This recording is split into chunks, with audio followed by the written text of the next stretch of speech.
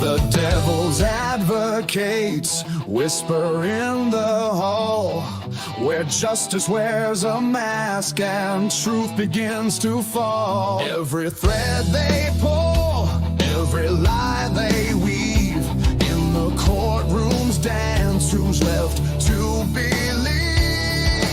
Oh, the devil's in the details, hiding in plain sight, innocent until the gavel steals the light.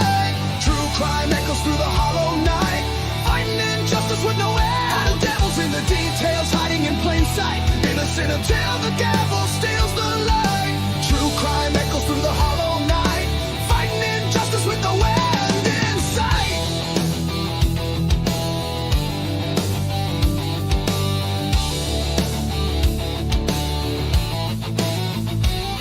A photograph fades where the truth once stood. Blurred lines between the bad and the good. The scales they tilt with every silver tongue, while the broken cry for a song unsung. Black robes sway like shadows on the wall. One wrong word and the mighty fall. Who's a sinner? Who's a saint? The jury's out, but the verdict's faint. Oh, the devil's in the details, hiding in plain sight, innocent until the gavel steals the light. True crime echoes through the hollow night, fighting injustice with no end. The devil's in the details, hiding in plain sight, innocent until the gavel steals the light. True crime echoes through the hollow night, fighting injustice with no end in sight.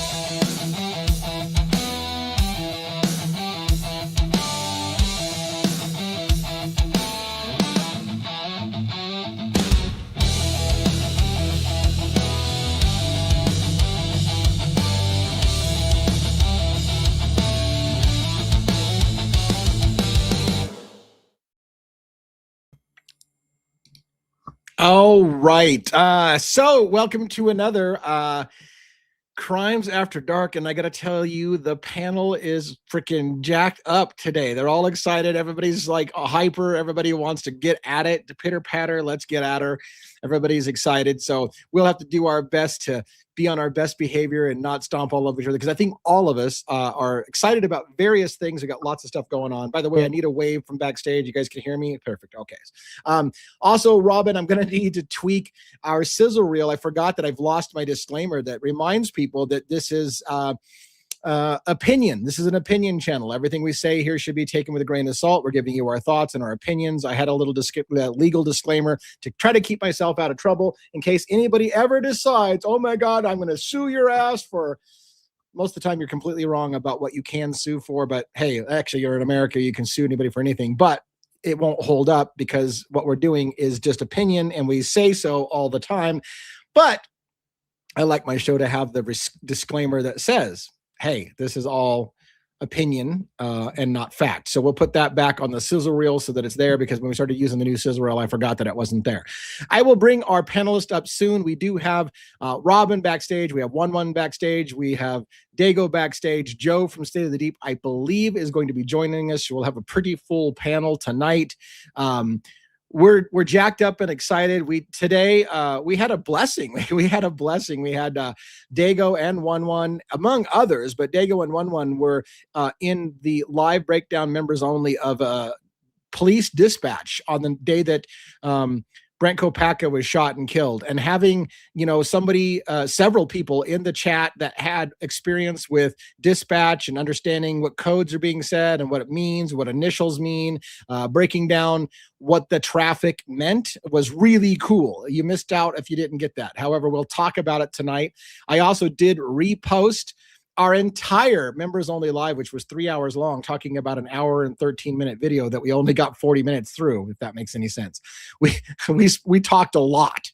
We talked a lot. So we're going to talk about that again tonight, give you the highlights, but if you want to listen to it its entirety, we'll do that. So let's bring up our panelists in no short order, in the order that I've got them queued up behind stage. So Robin, you're on first. How you doing tonight? Doing well, thank you. How about yourself? I'm pretty Exciting day. excited. I need more hours in the day. I'll tell you that much.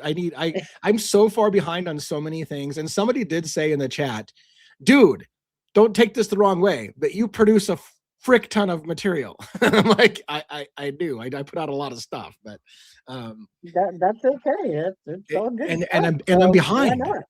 I know, but I'm behind. So without giving away what the topics we're going to talk about, generally speaking, how was your day? And do you have anything on your mind you want to talk about? Just, don't get too far into it because we don't have the whole panel up here, but. No. But no, it was a good day. I had a good day at work or whatever. But no, I'm pretty revved up to talk about what everybody else is going to talk about. So I can't think of anything else except make sure that you like the video, subscribe to the channel because there's all kinds of great stuff coming. You're not going to want to miss it.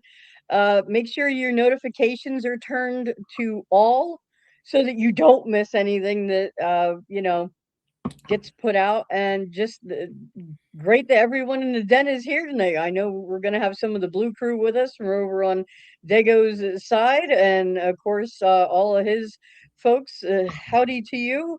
And we have had some people on other platforms watching us off and on, Lee.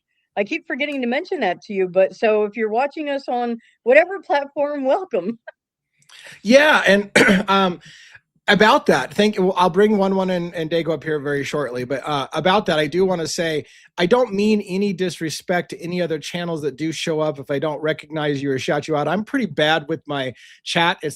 It's one of the things that I don't do as well as other people is engage my chat as much. And by the way, I did an overshot the other night and put so many polls out. People were like, the polls were awesome, but maybe not 300 polls in the same night. So apparently I don't know how to moderate myself. We should have a poll or two every night to kind of keep it spicy, but maybe not like one poll after the other, although some people loved it. But anyways, about that, other channels that are in here, please let us know if you have another channel and maybe get your attention so we can say hi to you and appreciate you coming here.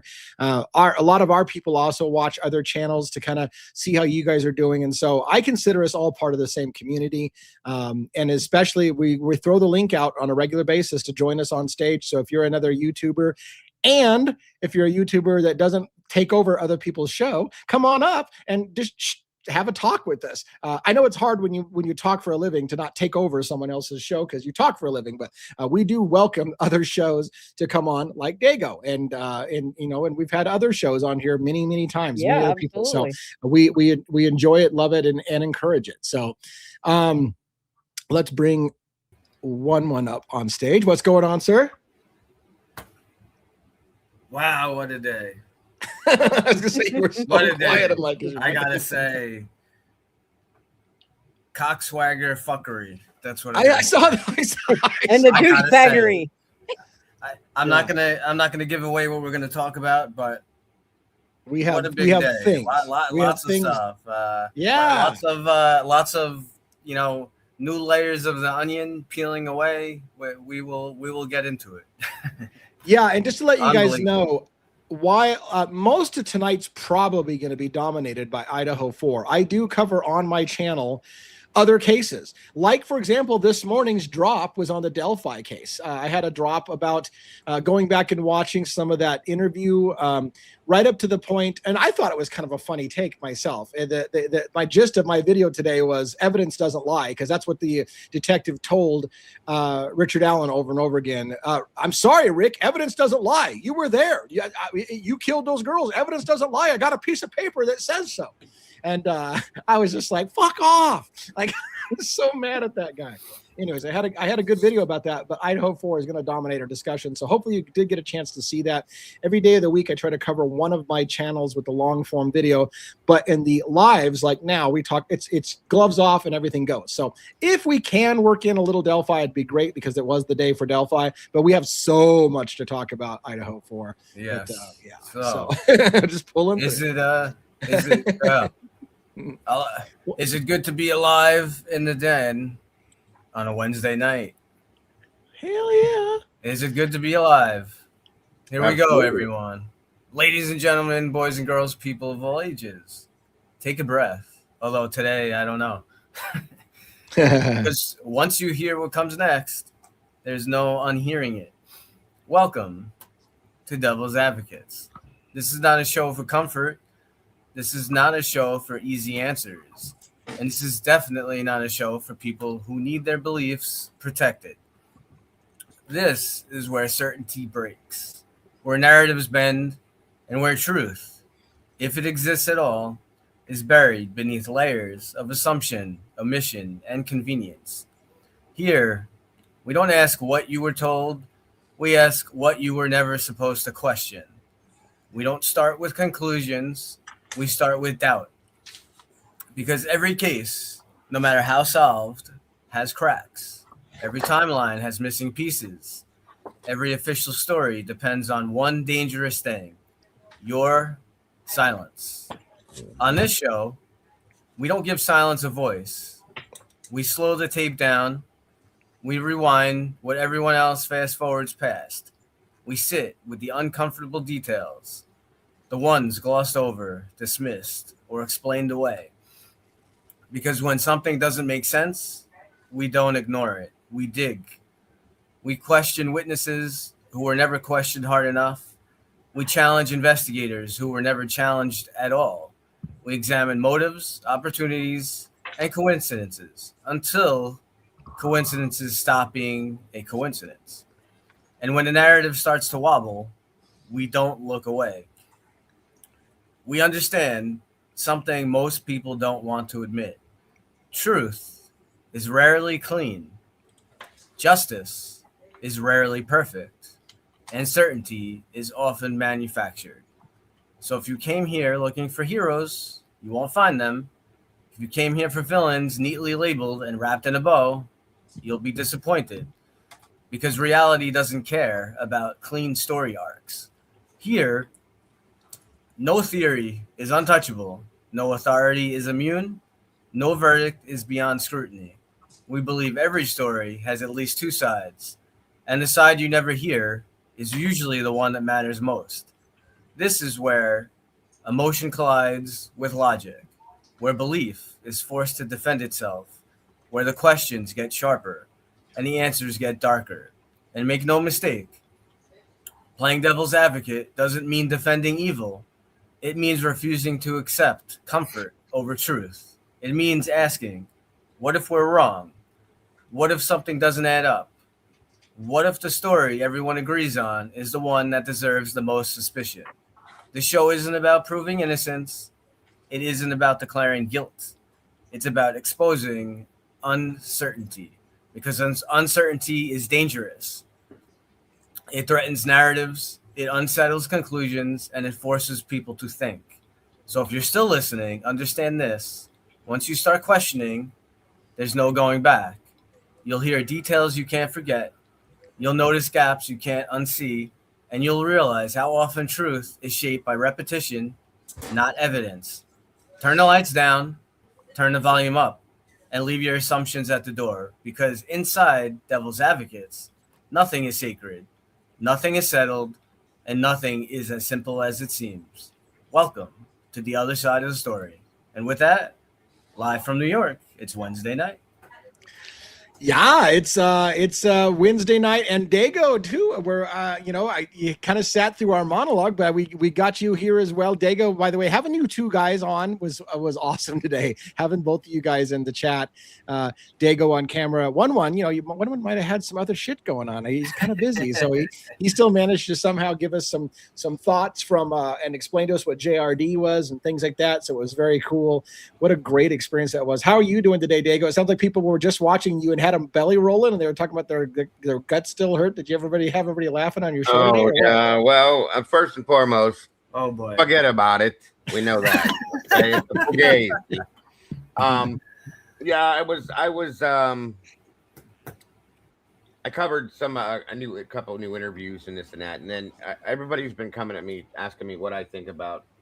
I call her Skeletor, but Ashley Banfield's interview about or her report about Melissa Koberger's article.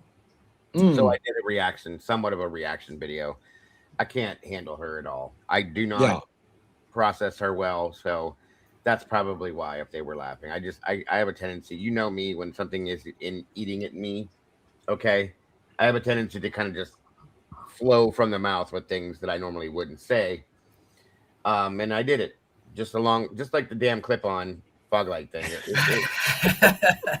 I just say what I feel at that point. That's when I go Sicilian, as I call it. So it is. Oh boy.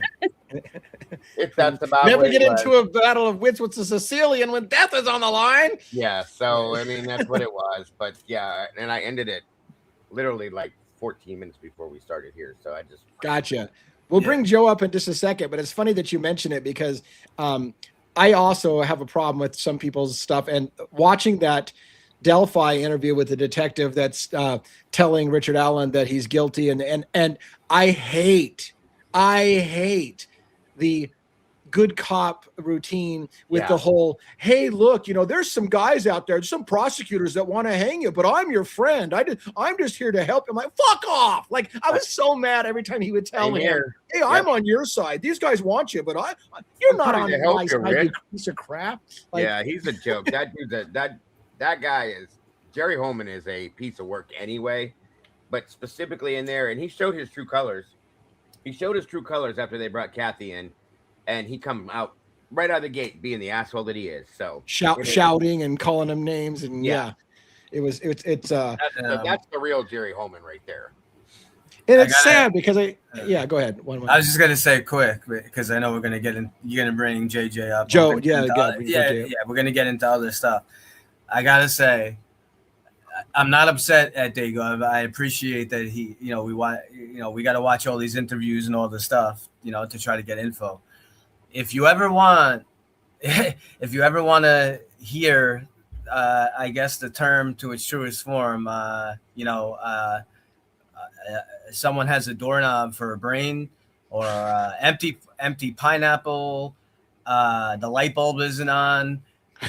Go watch the interview with Ava Wood.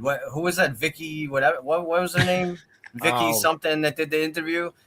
Ava Wood, absolutely, completely useless. Completely, absolutely useless. If you want to see someone trying to put themselves as a victim and inserting themselves into something, watch that interview.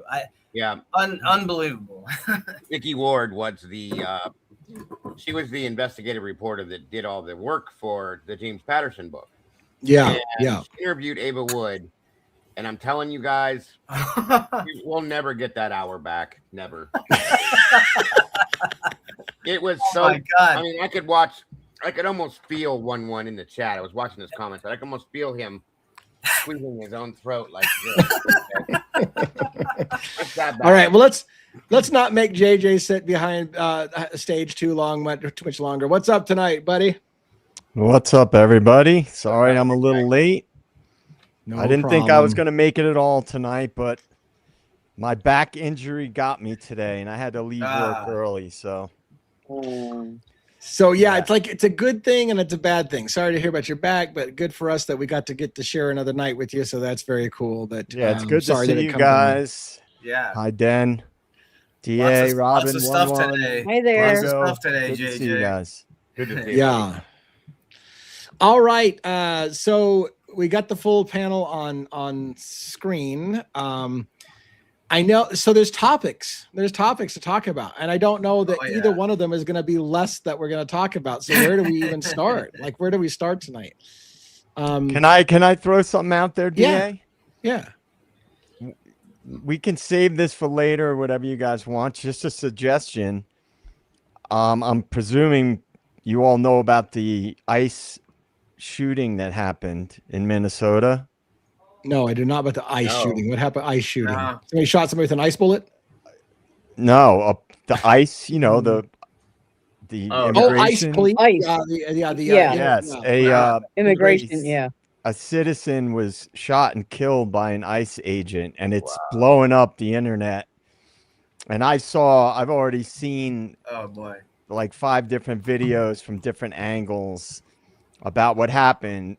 And it's the reason I brought it up is I realize it's going to be very controversial because it's very politically heated, and there's more context that needs to be added to the situation. but you guys haven't seen it, so it's Nah. probably not, you know, appropriate to talk about it. Oh wow, okay, I know what you're talking about. Until Now. anybody, it's when I tell you the internet's blowing up, I mean it's is. blowing up. Yes. You can, if you go online, you can't avoid the story, and I have some strong opinions about it, and I'm sure everybody will. So it's interesting that you bring it up, and so I don't want anything to be off limits by any means. What I'm concerned about is when we get into anything that starts to become political. So is that story going to become political because of the immigration issue? Like, there's a reason why we've kind of backed away from the Charlie Kirk, because we couldn't get away from religion versus not religion, and conservative versus Democrats, and you know, Republicans versus Democrats, and so I was like, man, I just don't want to get political on the show. But does it have other things, or is it going to get well, you got a retired fireman, and you have a law enforcement veteran on our panel. Yeah, which, true. Which I think, like, I don't look at this shit as political. Now, I can see the context of how the politicization of everything affects the situation. But anybody who knows me and has had discussions with me knows I can look at things because I don't give a fuck about politics. You know, I think it's all bullshit personally. I agree. But I only brought it up because I literally an hour ago saw like 3 different versions of what happened, and it's like right on the top of my head. But I fully understand. If I wouldn't have even brought it up if it didn't just happen. Yeah. Well, here's a video we can play real quick if we want to just kind of talk about it for a brief minute. So this is quote unquote from CNN headline news, right off the front page. See the moment that the woman got shot. It's a minute long. I know from record that we don't need to give too much disclaimer because CNN won't show anything graphic. So there's nothing going to be some graphic. I've never seen it before. Let's play it if you don't mind. Before you play it, no, you don't. I don't believe the clip they're going to show is definitely not going to be anything, but it's pretty crazy. However, as you can imagine, the other political sort of realm is showing a different angle of the shooting, and I've seen like at least 3 different angles so far. So just keep that in mind.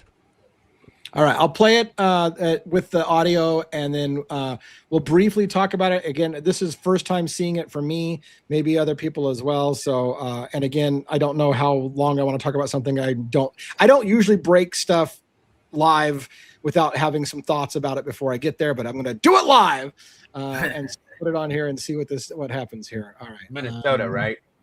Minnesota. Minneapolis.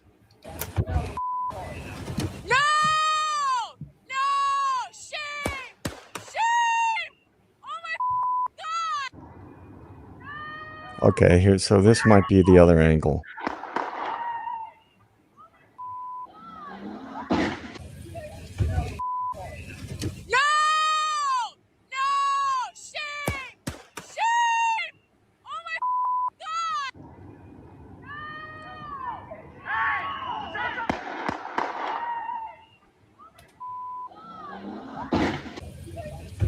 So they're just showing it on a loop, it looks like. Yeah.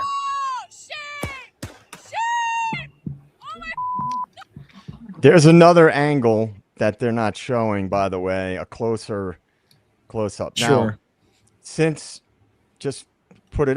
I've kind of followed it in the last few hours, I think this is important.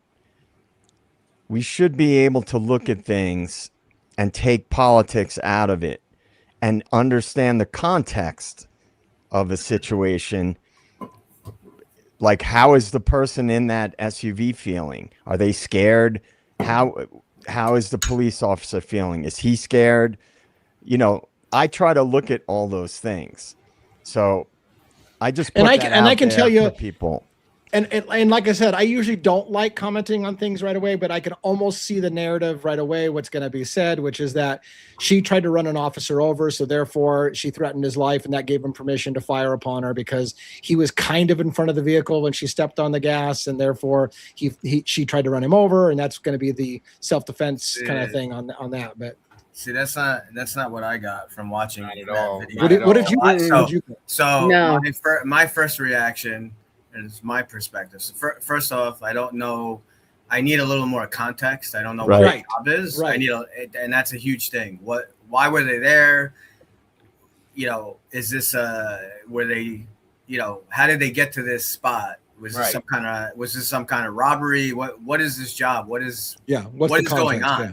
I need the context. But It without having the context and just seeing that, applying like kind of what I have to go by here and what we do here, and that's all I can really do is give my perspective from rules and regulations, what we have here. That is a bad shooting. To me, it looked like the person was just trying to drive away. It did. I'd have to see a few more angles. It didn't look like the person was actually trying to hit the officer at all. It looked like they were trying and let's be clear. I wasn't saying she was trying to. I want to be clear about that. I know. I get that. That's what I'm just saying, but use even here in New York City, if obviously we have body cameras. If someone is like directly trying to drive like into you, and you have to have really concrete, like full proof of that, because what they're gonna we've had a lot, not me personally, hopefully I never have to deal with anything like that. They're always going to look at it, was there a way that you could have de-escalated, dove out of the way? Could you stepped out of the way? So the only time really that we're allowed to, I can tell you the time that we're allowed to use deadly physical force against someone driving in a car is if someone is using deadly physical force from inside the car, not counting the car. So what do I mean by that? Well, exactly what it sounds like. If someone had a firearm inside the car and they were firing, we would be justified to fire upon the car, because the way they look at it here, you have to remember, in New York City, we have millions and millions of people. So you have to look at the risk. And if let's say you have someone, it still might not be a great situation. And this is why it's very difficult, the actual decision to take out your firearm and fire could be a split-second decision. And maybe someone is firing at me from inside the car, right? And now I fire at them, I take them out, and now what happens? That this guy now is hit, or a girl is hit with my round, and they drive and they hit into 30 people on the side. Yep. And just I put it up while you were talking. The very, very first paragraph, the shoot was justified because she was trying to run him over. That, just like I said, I knew it as soon as I saw it. I was like, oh yeah, they're going to say she tried to run him over, and that was self-defense, and that was the lead thing. She tried to run him over. Well, I just wanted to just give some perspective from what I saw and my take on that. Of course, you knew that it was going to be politicized immediately. And it is my understanding that there was an ICE raid going on in that neighborhood, and there's a lot of people protesting in the area. And see, I don't like the politicization of everything, but there's another angle. I don't know why they didn't show it. That's from 3/4 close up of the vehicle and the two officers. Now, the one was approaching the window, trying to open the door. And then the other one, the other ICE agent, sort of walked partially in front of the car. And then he drew his gun.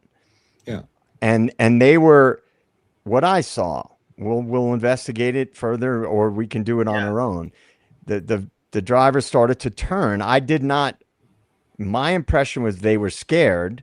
You got masked ICE agents there. It's a very heated political environment. They don't want them there in that state. And then when she started to he's pointing a gun at her. I got the impression that the driver might have been terrified, and they tried to drive away, and then he shot them, and he killed the driver. Yeah. And of course, I immediately knew it would be totally politicized, and it is, and it will be. Of course, that's our government loves to fucking keep us divided.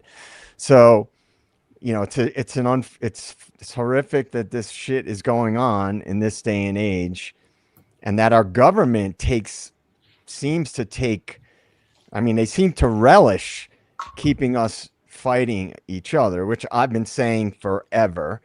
Don't buy it. If anybody knows me and knows what I post about and what I talk about, is stop buying it. Don't buy into it, because that's what they want. Now, I don't think that this was a planned event or anything, but I'm just saying they're not going to let this go to waste. They're going to say these crazy leftists, and then these crazy, terrorist ICE agents. The bottom line, it's an unfortunate situation, and we should all look into it, because it's important, I think, to be able to zoom out and see things in context of what actually happened. Yeah, and it's tough because I have a million thoughts on something I just saw for the first time, and so I don't know how far to go with it. Fucking Joe started this out on a topic we weren't. Joe, did we not tell you at the beginning of this that we had a ton to talk about tonight, and then you lead out with that shit? But anyways, dude, it's too big. I mean, it's too big, to do it. And I have to say, you mentioned Charlie Kirk. What I've noticed in that case is the political lines have blurred a lot in the Charlie Kirk case. A lot. Definitely. Just like they have with the Epstein files. The political lines have blurred, and that gives me hope. Because I think more people are waking up to that whole tactic of it was much more divisive in the early days, where it's kind of getting a little bit toned down on the rhetoric now and starting to become an actual definite. And I will and last thing, and then I'll shut my mouth. A while ago, I posted a video clip, a terrible video clip, before I knew how to work my camera and all that stuff, and I posted it to Substack about. I said, I think that a lot of people are looking at the Charlie Kirk assassination too conventionally. And I listed some things, what I thought, that it was, in my opinion, likely a military grade weapon was used. It was not a person with a rifle or a person with a gun. Some type of military grade weapon. That's what my opinion was. And in the last month or so, all the large content creators have shifted away from the conventional narrative of it was a firearm of some kind. We just don't know what kind. We don't know what kind of round it really was, et cetera, and so on. They're talking about a bunch of different things. But I'm just saying, think outside the box, because if you believe in what you feel strongly about, you may not be the popular one. But a lot of times things play out, and gut instincts and intuition are often somewhat correct. In my opinion, I think we're going to, one day, find out it was not a conventional weapon that was used in the Charlie Kirk assassination. Anyway, I'm done. Fuck, that's some deep stuff, dude. I mean, thanks for showing up, JJ. Yeah, thanks. Thanks, buddy. Thanks for showing up. Appreciate it. I really feel a little heavy because we have all this stuff to talk about, Idaho 4 and stuff like that. And here we started with a brand new shooting on the streets of the U.S. and another person killed in what seems like it could have been an unavoidable situation. We've got systemic problems in our country. You know, and I don't want to go on a huge rant about it and monologue, but it's like a somber moment. Like, how sad that had to fucking happen in the first place. Like that's just, man, how come we're just not better than that? That's the thing. I'm struggling with this. I want to get us into a different mode, but how are we not better than this? How does this shit can still keep happening? Well, we're in a tough situation. Fully agree. That was a very, in my opinion, I'm with 1-1 on this. It was an absolute unjustified shooting. I don't think the man was anywhere near the front of the vehicle. No. And I think that could have been de-escalated a way different way, and that's sad to see. Why not just shoot the tire? And one of the things too, like there's a lot of people. I mean, again, we're going to spend all night on this, but a lot of people have this. A lot of people have this attitude of, you can't run from the police. So if you run from the police, you can get shot. Fuck them. You've been pulled over. You clearly were stopped by police, so you can't leave. And if you did, you got what's coming to you. That's got to be corrected as well. Like again, like you said, you don't know what's going through that driver's mind. They were clearly trying to get into her car. So she might have been terrified with a bunch of armed agents trying to get into her car, and she's trying to like avoid getting killed on the streets, and in her fear of her life gets killed, ironically. Yeah. But it's important because you might not have caught it. I agree with you guys on that. You have to look closely. He was partially in front of her car. There was another guy next to the guy who was trying to open her door. Now, I tend to agree with 1-1, but I see both sides of it. I could see the argument, I should say, for the other aspect. You know, you should have complied, stopped the car, etc., or you shouldn't have been there in the first place. I get that. But as far as what 1-1 is saying, that's my gut feeling, is that it was excessive. Our number one goal, job, whatever it is, I've said it multiple times. It doesn't matter what police department you're in, is to preserve life. Yeah, obviously, life. You know, we have to, protect each other. We protect first responders, all that great stuff. But our number one job is to preserve life. So unless there is an immediate threat, again, I need more info. I need more context of why were they there? Was this just kind of a car stop from a violation that the person took off? Like why were they trying to stop this car to begin with? I need more info. But just from that video, and I need to see some other angles. Yeah. I did not see enough there that would justify shooting. And as a real quick to finish this discussion up so we can move on to some other things, I'm going to warn people probably right now, we're getting to a point in America where everybody has cameras. There are cameras everywhere. And why I'm saying that's a warning is there more than likely is a very graphic video of this shooting. And so be careful when you're looking for this stuff like that. Like I said, there are cameras everywhere, and watching somebody get shot can be traumatic on you. So if you're not the kind of person who can handle that stuff like that, don't go looking for those videos. Stay with mainstream media as far as that goes, because mainstream media isn't going to show blood and gore. But if you go out there and just search for things, if you don't have a strong stomach, it can be shocking to the senses to watch somebody get killed. And again, we have cameras everywhere now, so there's going to be great, very, very vivid footage somewhere. Probably somebody got that in an angle that the Charlie Kirk thing was horrendous. If you saw the right videos, right, it was pretty gruesome. So I'm gonna tell you, yes, 100% what Lee you just said, and I'll tell you, you may think you can handle it. Yeah, guys, I saw thousands and thousands of situations, and I have PTSD from my job. So there's no lie. You probably Dago, I would say you probably, you first responder, we might do a different job, but I would say you're probably numb to seeing a lot of the stuff. In some extremes, yes. And yeah, 100%, guys, and don't think you're too strong for it, because nobody is. I'm sorry. Yeah, and I won't, and I'll try to end here. I'm not good on that, but I won't give the specifics. But I think I can think of 3 things in my life now that I've seen that I can never unsee, and it has shocked me, and I can't shake it. There's things that I wished to God I had not seen. So be careful when you're looking for this stuff. It can damage you for life. So the hardest thing is seeing a child or a kid. I mean, it's not good seeing. It's not good seeing anyone get hurt. I'm not saying it doesn't do anything, but seeing a child or kid either die or that's what gave me that's my tough. PTSD. It's tough. Yes, Yep. right in front of you, in your hands, 100%, folks. Yeah. No. I saw basically saw like a 12 or 13-year-old. He basically died like right. I was on scene maybe a minute after this kid got shot in a playground, and then I saw him take his last breath. And along that lines,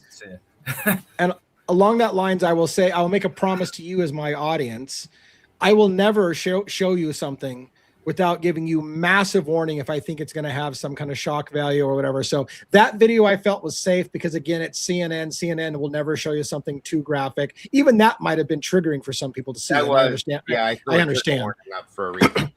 Yeah. So, but the point being is that if I ever have something that needs to be, like, for example, if we were looking at a crime scene photo and we needed to analyze what really happened and what kind of wounds, and it's morbid and graphic, I would never show that on the main public stream, and I would give you massive warnings before we do. So I'll never shock you by just throwing something up on screen. Again, this video was safe, I felt, but even so, it was a little disturbing, right? It's still disturbing. Yeah, because you envision what just took place.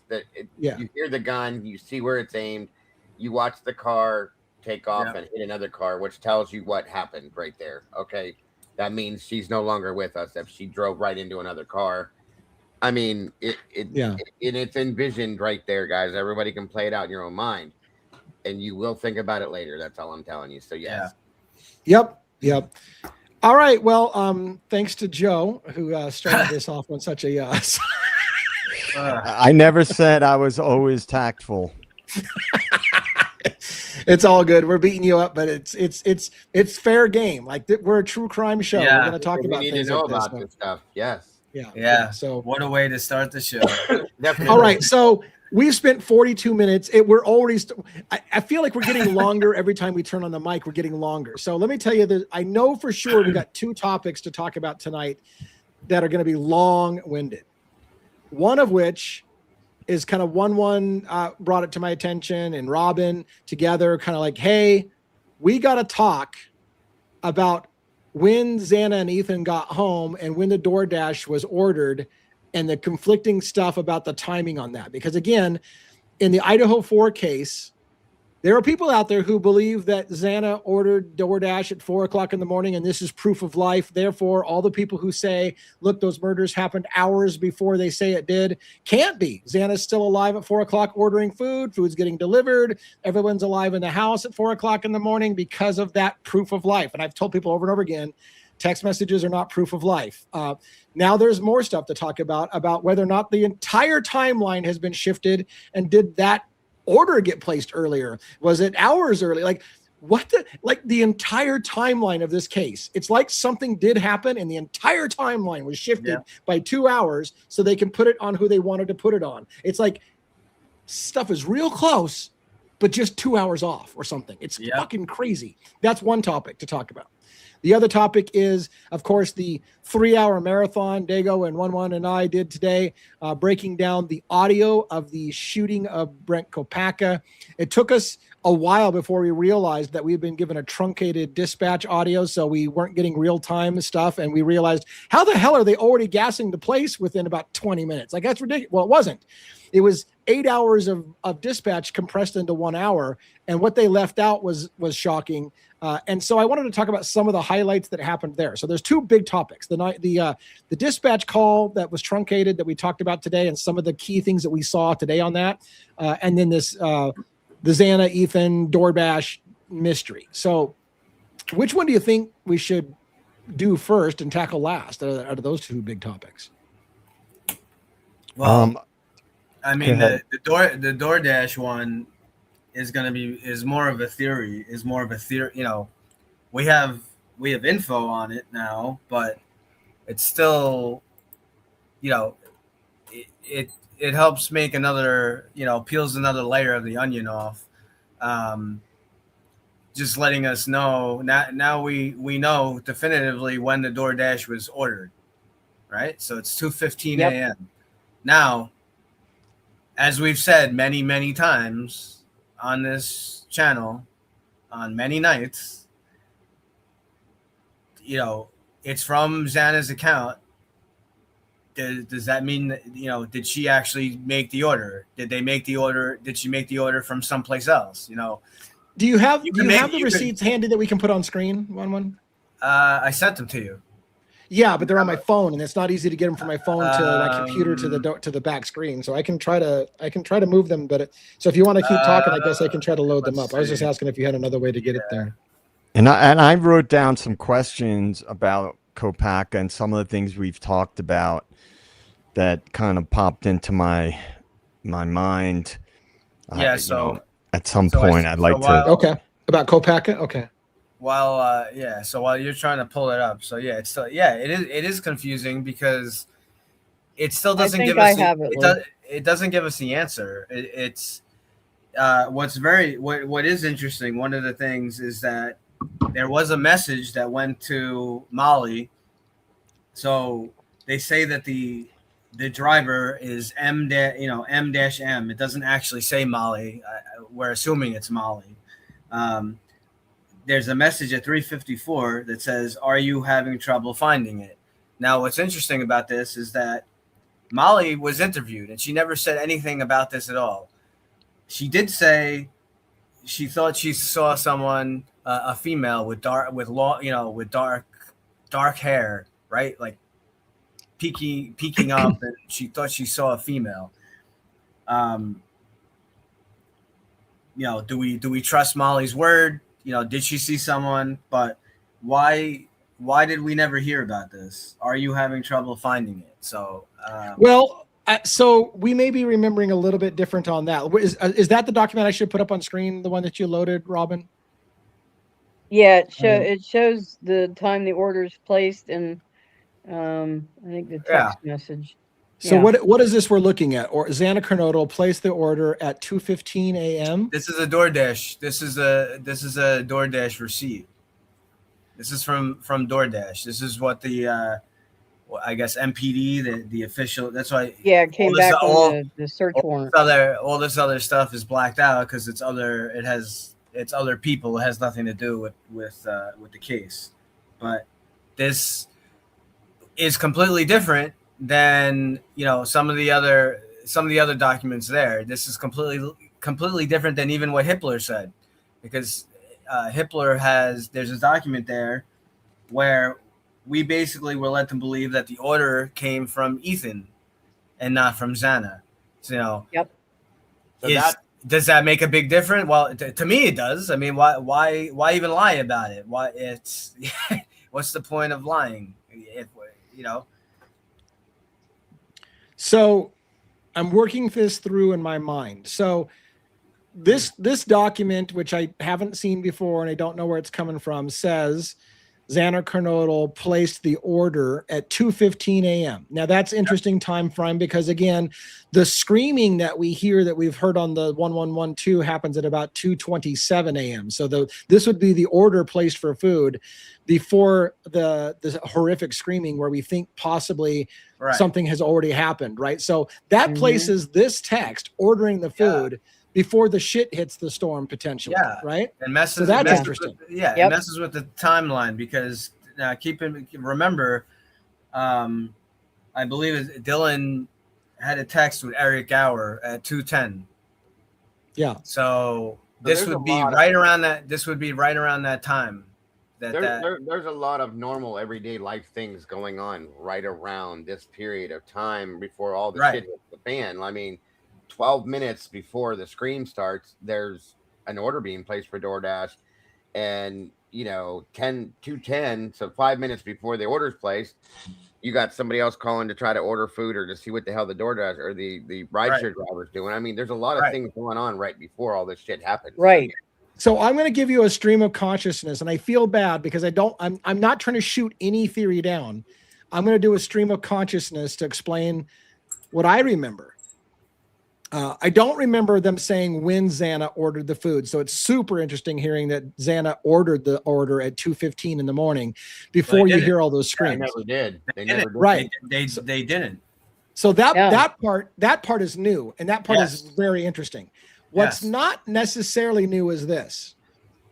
I don't remember how long where it was said, but I remember Molly McMichaels made a statement that she had a problem finding the house and that she had to drive around in circles because the GPS was taking her to the back of the house and she couldn't find it. And she was confused and she saw at the back of the house and she got out of the car and she had to walk around to the front of the house. Like that whole thing, I can't misremember. That's a whole thing, right? She said she had problems finding the house. I also remember off of my mind that there was some kind of question about whether she delivered it, and she clarified it was a contactless delivery. I left it on the front porch. So that part of this discussion here at the timing makes some sense, right? 3:59, it's reported that the DoorDash was dropped off. Yeah. After this, it looks like, or is it after that the text message comes in saying, "Are you having problems finding it?" That's when maybe the timing looks like before. Why is it in the comment? Okay, so. Those are the things I remember. So what does that leave us then? Let's walk this through. What does that leave us? So again, proof of life, right? So did Xana order the DoorDash at 4 or something? No, that's No. At best, you have a text message just before 4 a.m. asking if they're having problems finding the delivery.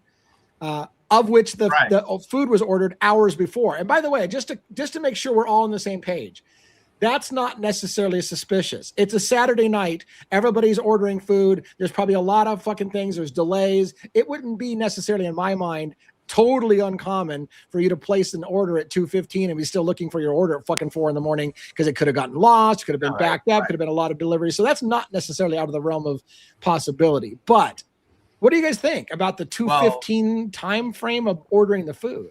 What would help with this would definitely would be the stomach contents, the autopsy. Yes. This would back this up, because if we could see the stomach contents, because we can find out, we can know exactly what was ordered. If Ethan has this in his stomach, then we know that he's alive, because we see here. We see it was ordered at 3:59. That's when it was dropped off. So we would know definitively. Well, if Ethan has some of that food content in his stomach, undigested or whatever, we would know that he's alive at around 4 o'clock. So this is what's funny. You're right. We need to have the autopsy report, and we need to find out about food in the stomach to see if Xana ever ate any of that DoorDash food. Was she already gone before the food got delivered? Because that's what we're saying is the food. She was already gone before the food got delivered, possibly, but based on the screens, right? So because if you're talking about, the whole thing started at like 4:07. That doesn't give you very much time to scarf that food down, even if you are a college student. I mean, you would have had to let's get crazy. Let's get crazy. She orders the food, then the murders happen, and then let's say we've been saying all along there's a cleanup happening after the murders. Now there's a cleanup happening, but there's a car circling the neighborhood. It's Molly trying to look to deliver the stuff, and maybe people are ducking down on the windows like, fuck, there's a car circling the house all over the place, like, right? So what if this is what Molly sees? I see somebody ducking and trying not to be seen. She goes up there anyways and drops off the food, and now they're like, fuck, we've got a problem. Somebody ordered DoorDash and it just got delivered, but they're dead. Send a text message to show that we're still alive. Like, could that have happened? I mean, that sounds crazy. Could have happened? It could have. Because why would Xana be trying to hide from the DoorDash driver? Right. I'll be like, that's my food. I'm going down to get my food, guys. Right. And you have a kind of a timeline, guys. It's kind of wild. That 2:15 the orders placed to DoorDash. 2:27 you start hearing these screams. Okay. Yep. 3:16 a.m. is Xana's last TikTok that she did. So if she did it, okay. Then 3:59 a.m. the DoorDash is received. So how does that work out? You know what I'm saying? Because we truly do not know when Xana and Ethan got home still. So take that all into effect. No. Is what I'm saying. Well, and that's another another thing part too, Yeah, go Da. ahead. Another thing, you guys, it's possible that somebody else ordered, obviously, the food with Xana's phone, but it also could have been the roommates. Like, Xana, you got, order some DoorDash, because remember they got home and they were talking about going back to the grub truck or ordering Yeah. more food. Yeah. Maybe somebody else was like, just, you got the app or whatever. Who knows? But it's like, it doesn't necessarily mean that in either case that Xana or Ethan ordered anything. And I can't help but I keep seeing this thing has come up many times on message boards, and I recently saw it again. People were saying that DoorDash is used to deliver other stuff. Right. Oh yeah. I've seen that a lot, and it would make happens here. perfect sense to me. So we didn't get any autopsy things talking about the food, which is why wouldn't you? Why wouldn't anybody in the media, anybody in law enforcement, anybody say, oh yeah, well, we estimate because, based on the autopsy results, and this is when we believe the food was delivered, so this is what we think happened. Nothing about that. Let me also tell you something that I think didn't you hear? Wasn't there reports that there was partially eaten food from the DoorDash order on the counter? And here's the thing, and I know people are going to think I'm nuts, and so it's speculation. Everything about this case sucks balls. So I'm just going to go ahead and tell you this. What is the possibility if Xana had ordered food at 2:15 in the morning and then was killed, but the food's delivered late, and so they're like, oh shit, food just got delivered, that the killers are like, well, fuck it, we got some food delivered, let's take a bite, and they take a bite. Did anybody test to make sure that the bites of the food, again, you need to have the stomach contents. Did Xana eat the food, or did somebody else eat the food? Right. Because what if somebody else just like, well, fuck, she ordered a burger, I'm going to take a couple bites and put it on the counter, partially eaten, kind of thing. Like, how do you know? Again, there's no proof of life just because food was eaten. There's no proof Xana was the one that ate that food. Anyone in that house that was alive could have said, oh, fuck it, we got some food delivered, I guess I'll take a couple bites. And did they test it? Did they test the bag? Did they test the partially eaten food for DNA? You know why they didn't? I would argue they didn't, because they already know what happened. And they were trying to hide, and you have to try to think too, like, what is the big deal? Why are they trying to hide that the order came from Xana? Right. So before this came out, they kept saying that Ethan, that the order came from Ethan. And I remember the crime scene, the original crime scene photo that we got, although those photos are a bunch of nonsense, they blacked out the name too. And people are saying, look, they could test the food for saliva. I agree. They could test and they're probably never going to do that because they already believe they know what happened. So what's the point of testing the food? Like, we don't need to test the food. We know what happened, or we know the story we're going with. So there's no need to test the food. There's nothing suspicious about it. But we, the public, think there's something suspicious about it, and we'd like to know whose saliva is on the food. But even so, without the saliva, again, stomach contents would tell us whether Xana even ate that food. Because if Xana doesn't have that food in her stomach, then she didn't eat the food and somebody else did. So then if that was, now listen, if it came back that Xana didn't have that food in her stomach, then you'd say, well, then we need the food. Did the saliva get tested on the food? Because somebody ate the food and you've been telling it it's Xana, but Xana doesn't have it. So now I want a DNA test on the food, right? So, you'd have to first prove that she didn't eat it, and we can't have that without the body content, the stomach contents. Now, here's the funny thing about that as a side. I'm not saying to Joe's favorite word that there's fuckery involved here, but I will tell you this. I went to the post office today, and I had one of my certified letters returned to me undeliverable. The certified letter was to the Latah County Coroner's Office.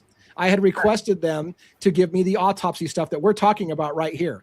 It was returned unsigned for. Here's the funny thing that the post office told me.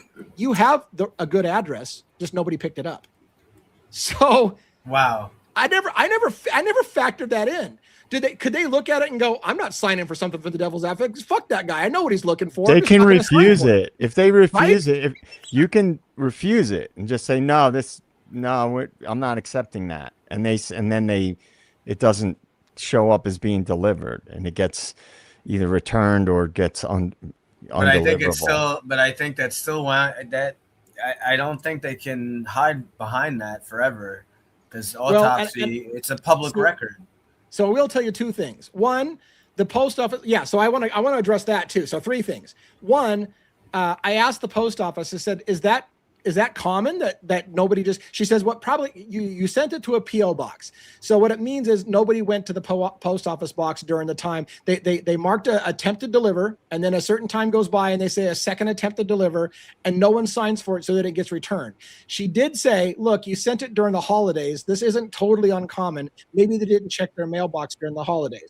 This person says the coroner's office is closed. So is that closed permanently or is that closed temporarily? And that's why. So it may not, just like I said, it may not be fuckery. But what I did do immediately is I went home and I took that letter, I opened it up, I found their physical address, and I resent the letter to the physical address, went down there and sealed it right back to the post office to their physical address, and no PO box this time. So I did send it right back out.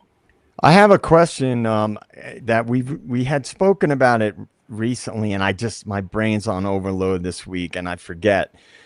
When did the timeline again shift from the remember they had said, oh, it was between 2:30 and this time, and then it was between 4 and 4:20. When did that shift? We read that the other night on the thing. We read one of the articles, and it was early in the investigation that they said they thought it happened at 2 something in the morning. It shifted. I will say that it shifted, I believe. God, when did it? You're right. I don't remember when it shifted. I don't want to say, because for me the key was, did it shift after they knew about Kohberger? That was the key. Did they shift the timeline after they knew about Kohberger? It was really early. It was really early. Okay.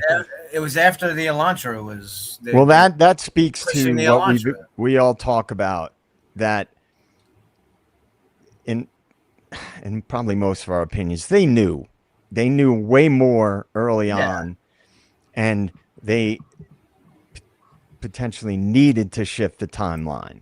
Mm-hmm. And I agree, they needed to shift the timeline, and I think my memory tells me, gosh, I hope I'm not wrong. My memory tells me that they shifted the timeline before Kohberger was officially identified, but it may have been because of the white Elantra, and then they, went from the white Elantra to Kohberger. But yeah, right, because if they see the car on the surveillance footage, they have no idea who Kohberger is at this point. They just see what they believe is a white Elantra. Right. And that would also explain misidentifying the year of the vehicle, because, it's this year and this is what and then later they change the year, and what a coincidence, that's the year that Kohberger is driving. Yeah, they use that, and then they use Dylan's messages to back it up. Yeah, and this person says, I thought we didn't see the shifted timeline until the PCA. And if that's the case, then again, Kohberger has already been identified in the PCA, because the PCA is written for the probable cause to arrest Kohberger. So they obviously know who they want. And that's and that kind of does jive. That a lot of people were like, well, what do you mean the timeline's now 4 o'clock in the morning? Like, because it was in the PCA where a lot of people heard that for the first time, I think. But. Yeah, it's just that whole thing. It's just we were talking about the book Framed, and we were talking about all these cases, and it's just, and now with Delphi, and it just keeps hammering that angle home to me, that things were shaped and shifted, and it's just fuckery. It is fuckery. I mean, I don't know how anybody can be, at this point in time, believing the official narrative. I just don't even see how an intelligent person could even go along with that, with what we know now. And I don't know if you guys have it. I want to talk one more time about when Ethan and Xana got back and the girls hanging out in the bedroom at 2 o'clock in the morning. Do you guys have that handy to put on screen? If not, I'll just talk about it. I highlighted that. Actually, no, for screen. Do you have it on screen, or no? Can you put it on screen? I sent it in the. I put it in the. Hold on. Yeah, I saw it, but again, getting it from my phone to my computer Yeah. to StreamYard is not easy. Hang for on. me. I mean, I can read it. Well, I'd rather show I it have if we it- can. Yeah, Hang on. I just had to download it to my computer. yeah, it's highlighted. It's the thing. It's highlighted in pink. Yep. Hang Yeah, on. I now remember. it's I remember what it looks like. I just want to show it first if I can. And then Hold on. this Did was- you, any while you're looking for that? Did you guys see Birdie's video where about our pal called into? Yeah. we heard. Yeah, we talked about that just before we you talked got about here. it. Oh, okay. Yeah. we heard about Oh man. What That you was- didn't hear is somebody in listen. it. You'll love somebody this. somebody You'll in love Birdie's this. chat said, "I think that's DA who listen to the voice. That's DA that's heckling you." So he texted me and says, "Hey, people in my chat think it was you that called in and heckled me," and I'm like, "Come on, man!" Like, because that dude's been on my show heckling me. That's not me, but somebody in Birdie's chat thinks that's me. That's the Dylan Mort guy going on Birdie's show to fuck with them and pretend. And they're like, "Yeah, listen to his voice. That's DA all the way." No, it's fucking Well, not me. So How are you supposed to be doing that when you're on your own live? At the right. I just thought it was funny because, all this shit pops up in my feed, and Birdie has his clips and stuff, and then Yeah. that popped up, and I'm like, I recognize that dude's voice, and Yeah. I wasn't Oh, yeah, I thinking recognize DA. I was thinking someone that we had on. I don't know if I should say it. I probably. Dylan Mort. Yeah, it's the guy that came on our show. It's the same guy. It's the Mhm. same But it guy. was the guy that was on our show wasn't it Twiz? no. No, it's not the same. No, word. but some people say it sounds like Twiz as well. So some people have said that. Dago said he's had both of them on at the same time. Okay, because that guy, he basically went through a rant and said nothing. He literally. I was waiting for the guy to be like, "No, you need to look at this or you need to look at that." And then what does he say? He calls into rant and then goes, "Oh, Birdie, I'm not going to give you that, man. I'm not going to give you and you take." And I posted a comment. I'm like, this fucking guy gets on here and he's like talking shit and then produces nothing. Right. And the only reason I even brought it up is because I'm frustrated at the idea that somebody has it in their mind that I don't like Birdie and that I'm going on his show, disguising myself as people to heckle his show because I don't like the guy. I don't know where you guys get this opinion where people, but there's like this growing sentiment that I have it out for Birdie, and I don't know where it's coming from. But that guy was on our show heckling on a little bit our panel, and you guys were here for that. Maybe that's the one I was thinking about. That was. Because look, I'm all for people disagreeing and even talking shit. I'm down. Bring it on, man. You want to talk shit, talk shit. But if you're going to criticize the chat and then like better, but then you don't produce anything. right. It's like, dude, Yeah. put up or shut up. I mean, Right, bring it on, man. If you got beef, defend your argument. Put it up, debate. All right, so here's what we're gonna do. I'm gonna put up this one more piece of the timeline question based on when did Ethan and Xana get home. We're gonna talk about that for a little bit, and then we're gonna kind of try to put a bow on the timeline issue because we're gonna talk about it for a while, the timeline issue, and then let's shift to the Brent Kopaka stuff for a while. And if we have time left, we'll cover some Delphi too. All right, so. I don't know if you can blow that up any bigger because I don't know that I have the ability to blow it up, but if not, can you? I can't probably read it well enough. Can you read that paragraph? Who? Anybody that can see it better than me, because I mean, I can read it if you want. yeah. Go So ahead. this was from Hitler. So after spending the evening out, roommates Dylan, Bethany, Kaylee, and Madison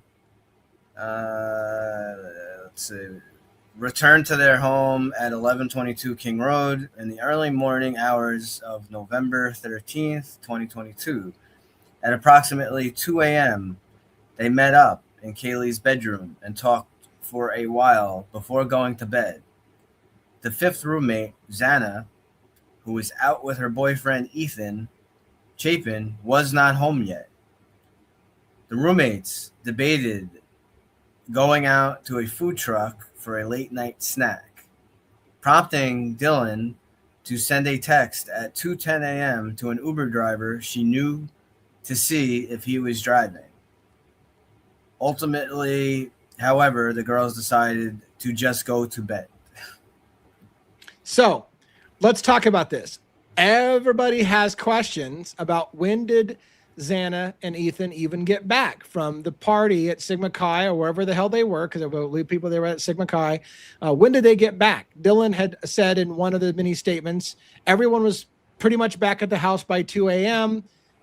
This statement tries to act like, hey, the girls were up at 2 a.m. But guess what? Xana and Ethan aren't there at 2 o'clock in the morning. So the narrative has always been everyone was back at the house by 2 o'clock in the morning and they went to bed. Now all of a sudden you find out the girls are together in a bedroom. And I should say we find out now. It's not now. This has been out there for a while. I remember the discussion about the girls in the bedroom. But again, the statement that Xana and Ethan weren't there at the house at this point. So the girls are together and Xana's not there because Xana and Ethan haven't arrived back by 2 o'clock in the morning. Then the statement makes it sound like they all decided after kind of thinking about going and getting food at Grub Truck or getting an Uber driver, they kind of call the whole idea off and decide to go to bed. That's not consistent with what we know actually happens later on. So let's talk about the fuckery of that paragraph. What do you guys think? When did Xana and Ethan get back? Is that just a look? There's a part of me that says in any crime, things often get really convoluted. You have one person saying this, another person saying that, and whatever. And it's really common for the stories to not match up, and somebody has to kind of put it all together and make sense of what really happened. I mean, I could tell you as just a quick aside.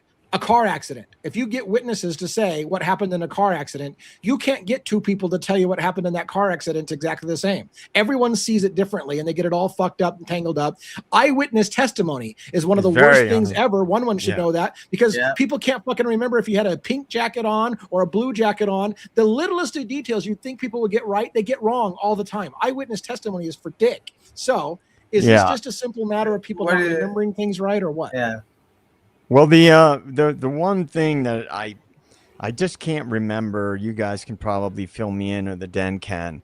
I do recall seeing a Linda Lane footage where it looked like Ethan was walking in. I mean, unless somebody faked it, it was on the Linda Lane footage that we've all seen. And it was, it looked Ethan. If you asked me, I would say that, yeah, that's Ethan walking in there. And that was rumored to be the case, that they were over there at some point. So if that can be, verified and compared, look at the timeline, it could give a better idea of what time they got home. And I just don't remember. I don't remember. It was a while ago that I saw that stuff posted. Do you guys recall that? I don't remember the Ethan thing. I don't, right? But I know what was the time frame on it? I know what he's talking about. I'm trying to remember. I saw that video too. Real quickly, because I don't. There's a few people who were like walking, right? Yep. Yeah. Was Xana supposed to be with him or not? No, I don't think so. But I know what he's talking about. I don't remember the exact time though. I'm going to be brief on this comment because I have to. Yeah. Dead people can't send text messages. Dead people can't send. Gabby Petito. Yeah. Again, Brian Laundrie texting her family to make it look like she's still alive. You're right. Dead people can't send text messages. I can agree with that, but that doesn't say shit. It doesn't tell you who's sending the text messages. So if you're proof that everything happened the way they said it is because dead people can't send text messages, go check out cases like Gabby Petito's case and who was texting using her phone to make it look like she was alive when she wasn't. Right. And just to add to that, the doc or whatever, your message, just think about it logically. Like if you're someone there, if you were one of the perpetrators or whoever was involved, wouldn't that be an easy way to, like, you're trying to just think real quick to kind of, fuck with the timeline. Oh, Right. let's order door. Like that's such a simple thing to do. Let's order Yeah. food from one of their phones, making people think that they're alive. 100%. I mean, I know people think that we don't, that conspiracies are crazy and that nobody goes to that level. But if you're trying to cover up a murder, taking the victim's phone and making a text message to make it look like they're alive when they wouldn't is simple 101. Like, I think that would happen a lot, that people would want to throw off the timeline saying, oh, they were still alive at X number of time because I picked up their phone after they were dead and sent the text message. It must prove they were alive. Text messages don't mean shit.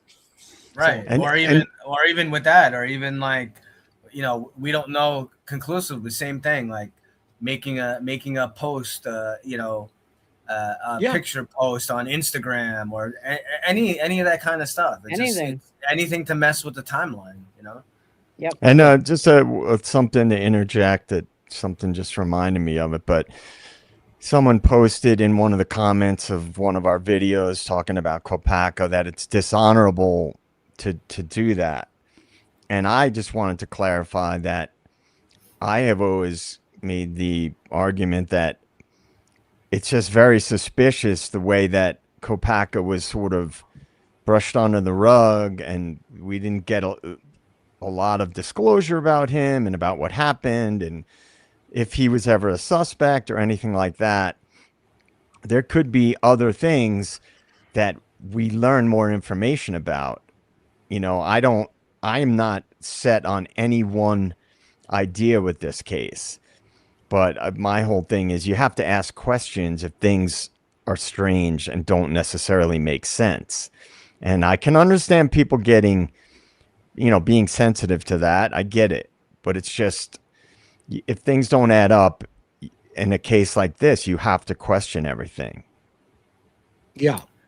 Yeah, that sounds about right. I think this guy posted, where is it? No, wrong one. This one. That sounds about right. 12:27. Yeah, I know it was earlier in the night. Yeah, somebody else said they saw it. I know I saw it. I just saw couldn't remember approximately. I knew it was after midnight. And I just wonder if anybody saw footage of him leaving. I need to get my sarcasm on for the night. I feel lonely. So I don't understand.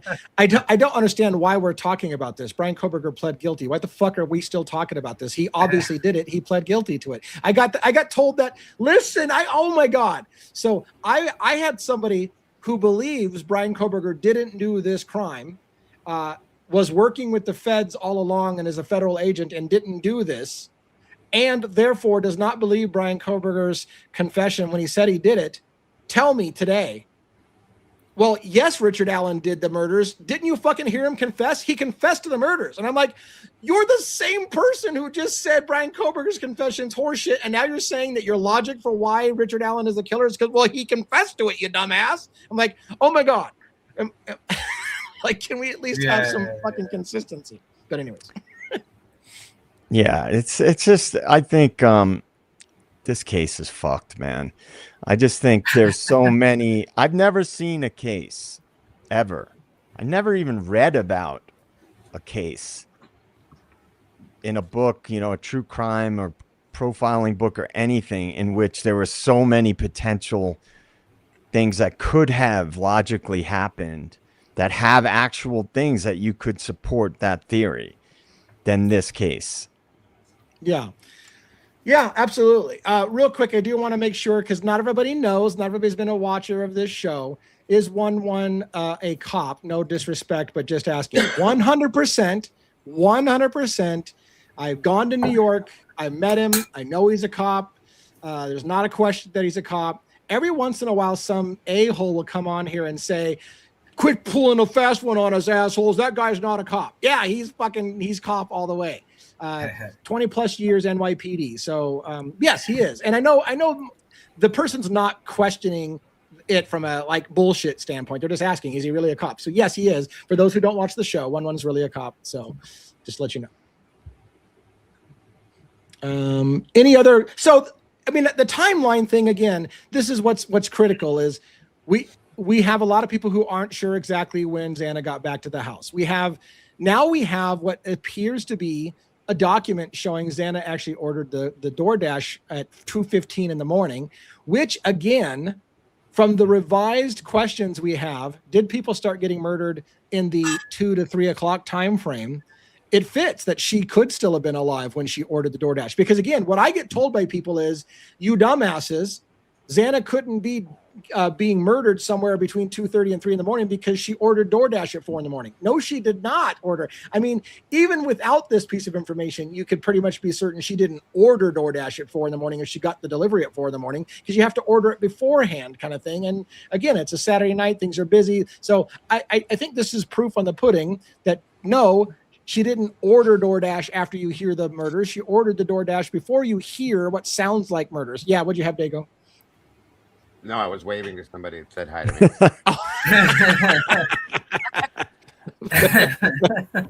Fair. Forget about it.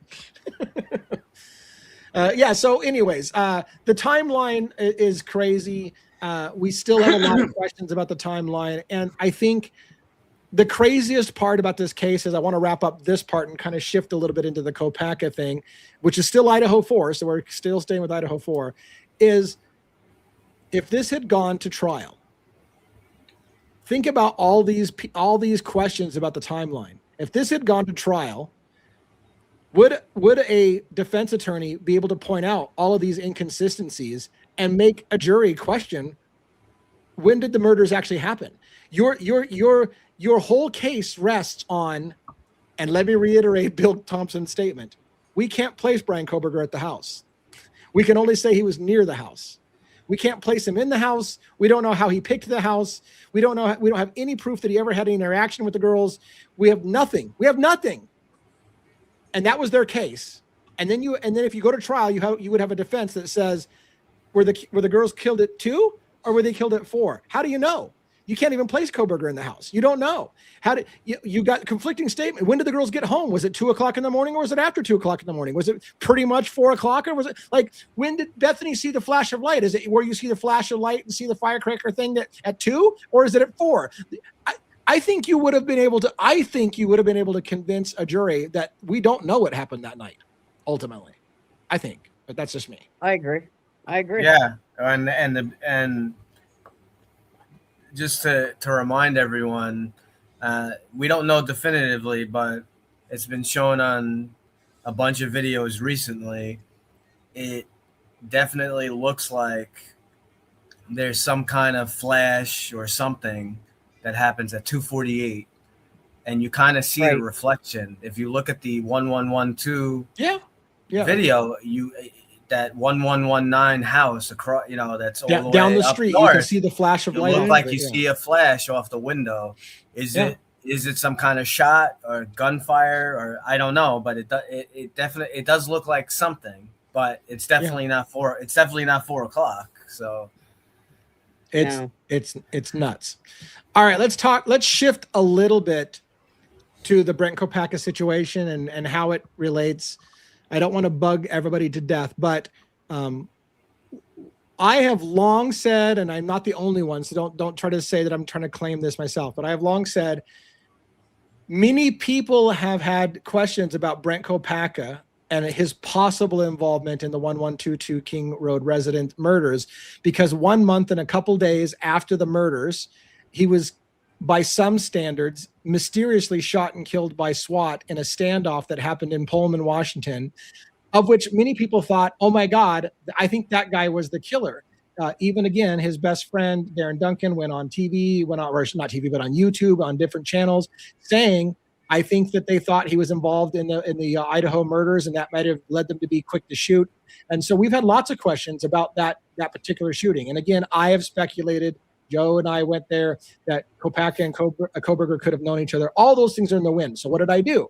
I submitted public records requests for all of the shooting data, the body-worn camera, the CAD reports, all the dispatch stuff, right? All of the traffic that happened that night through various agencies, Pullman Police, WSU Police, the county, I'm trying to remember the county, Whitman County, sheriff's office, all the different agencies. And we got a big data dump back from Pullman with a whole bunch of body-worn camera, and I've started to go through those on member-only lives. So one of the things I'm offering to members only is live watching those videos. And Dago came on today. God, everything runs together. Was that today? Did we do all this today? Yeah. Holy today. shit, these days run together. Wow. All right. So today I started to do a 1 hour and 13-minute dispatch that starts at basically the call for a Jordan Baker has called in that his roommate is threatening to kill the roommates or whatever, and that he's suicidal, and that the individual, Brent Kopacka, is barricaded in their apartment, and that he had got out. And so we started to listen. I started to listen by myself.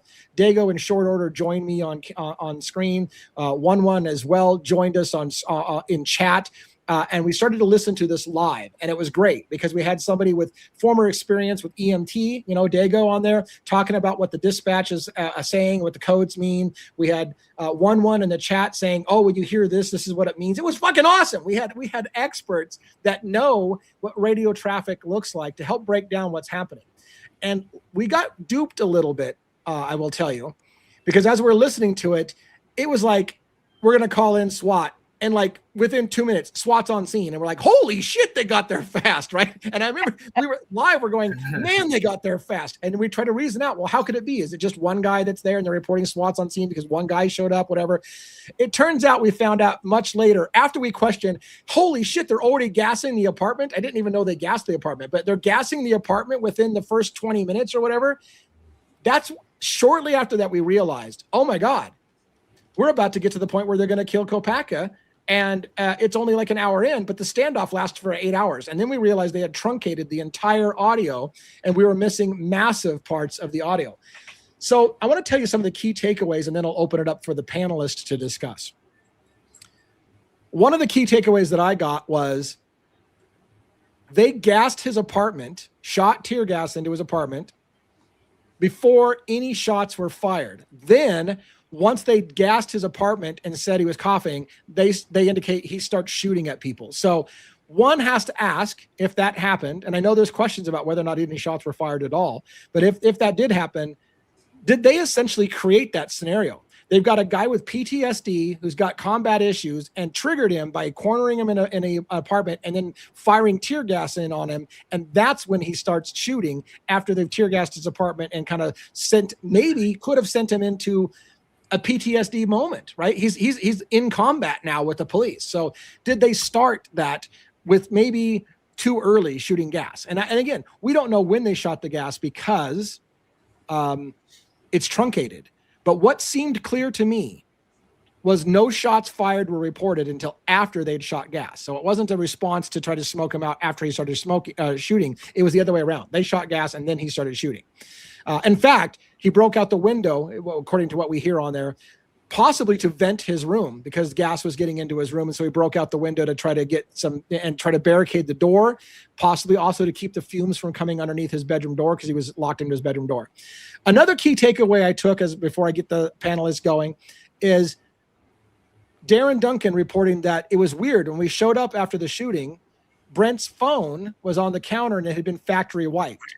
One of the interesting things that came out on the audio was early on in the audio, and I don't know when it really happened because they truncated the audio, was we've tried to reach Brent Kopacka on his phone, but he tells us he has a phone, but he has no service. He has no cell service. So was Brent Kopacka's phone already wiped, already out of service and not functional at the start of this event? So therefore, again, the allegation that people might have is after they killed him, somebody factory wiped his phone to hide some kind of evidence. But it sounds like early on, they're reporting Brent Kopacka told them, I have a phone, but there's no service. I don't have service. And so a long discussion happens on the audio where they talk about bringing a phone in for him, either bringing in a corded phone that they can slip into his room and open the door and give him a corded phone that they can start calling. And they do that. They spend time calling Brent Kopacka inside the apartment, trying to get him to pick up the phone. They talked about getting him a cell phone. But again, that was one of the details I took away, is that his phone was already out of service before this incident happened, before he was shot and killed.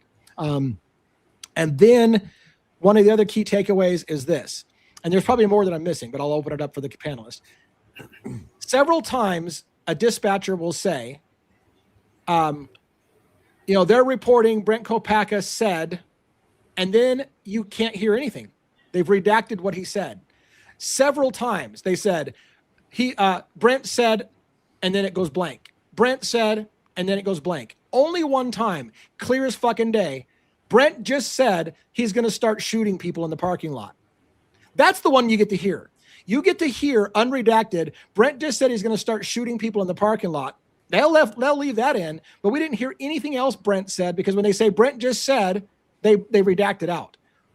So, panelists, for those who were there, or panelists who weren't there, or people in the chat, what do you guys think about questions about that? Just real quick, I just want to thank Juror 13 for the super chat. Just real quick. Yeah, thank you so much appreciate it for very supporting the show. Appreciate that very much. Juror 13, clever. 12 jurors, they're Juror 13. And A.R. Hayes he was in the chat. I don't know if he still is. He posted a few comments about Kohberger. I just wanted to throw that out there. Can I just throw a few questions out to the panel? Yeah. Do we know approximately how long Kopacka was at the coffee house apartment, supposedly? So here's what we do know. We watched a video on the dump that we got from Jordan Baker saying that he has known Kopacka for 2 months.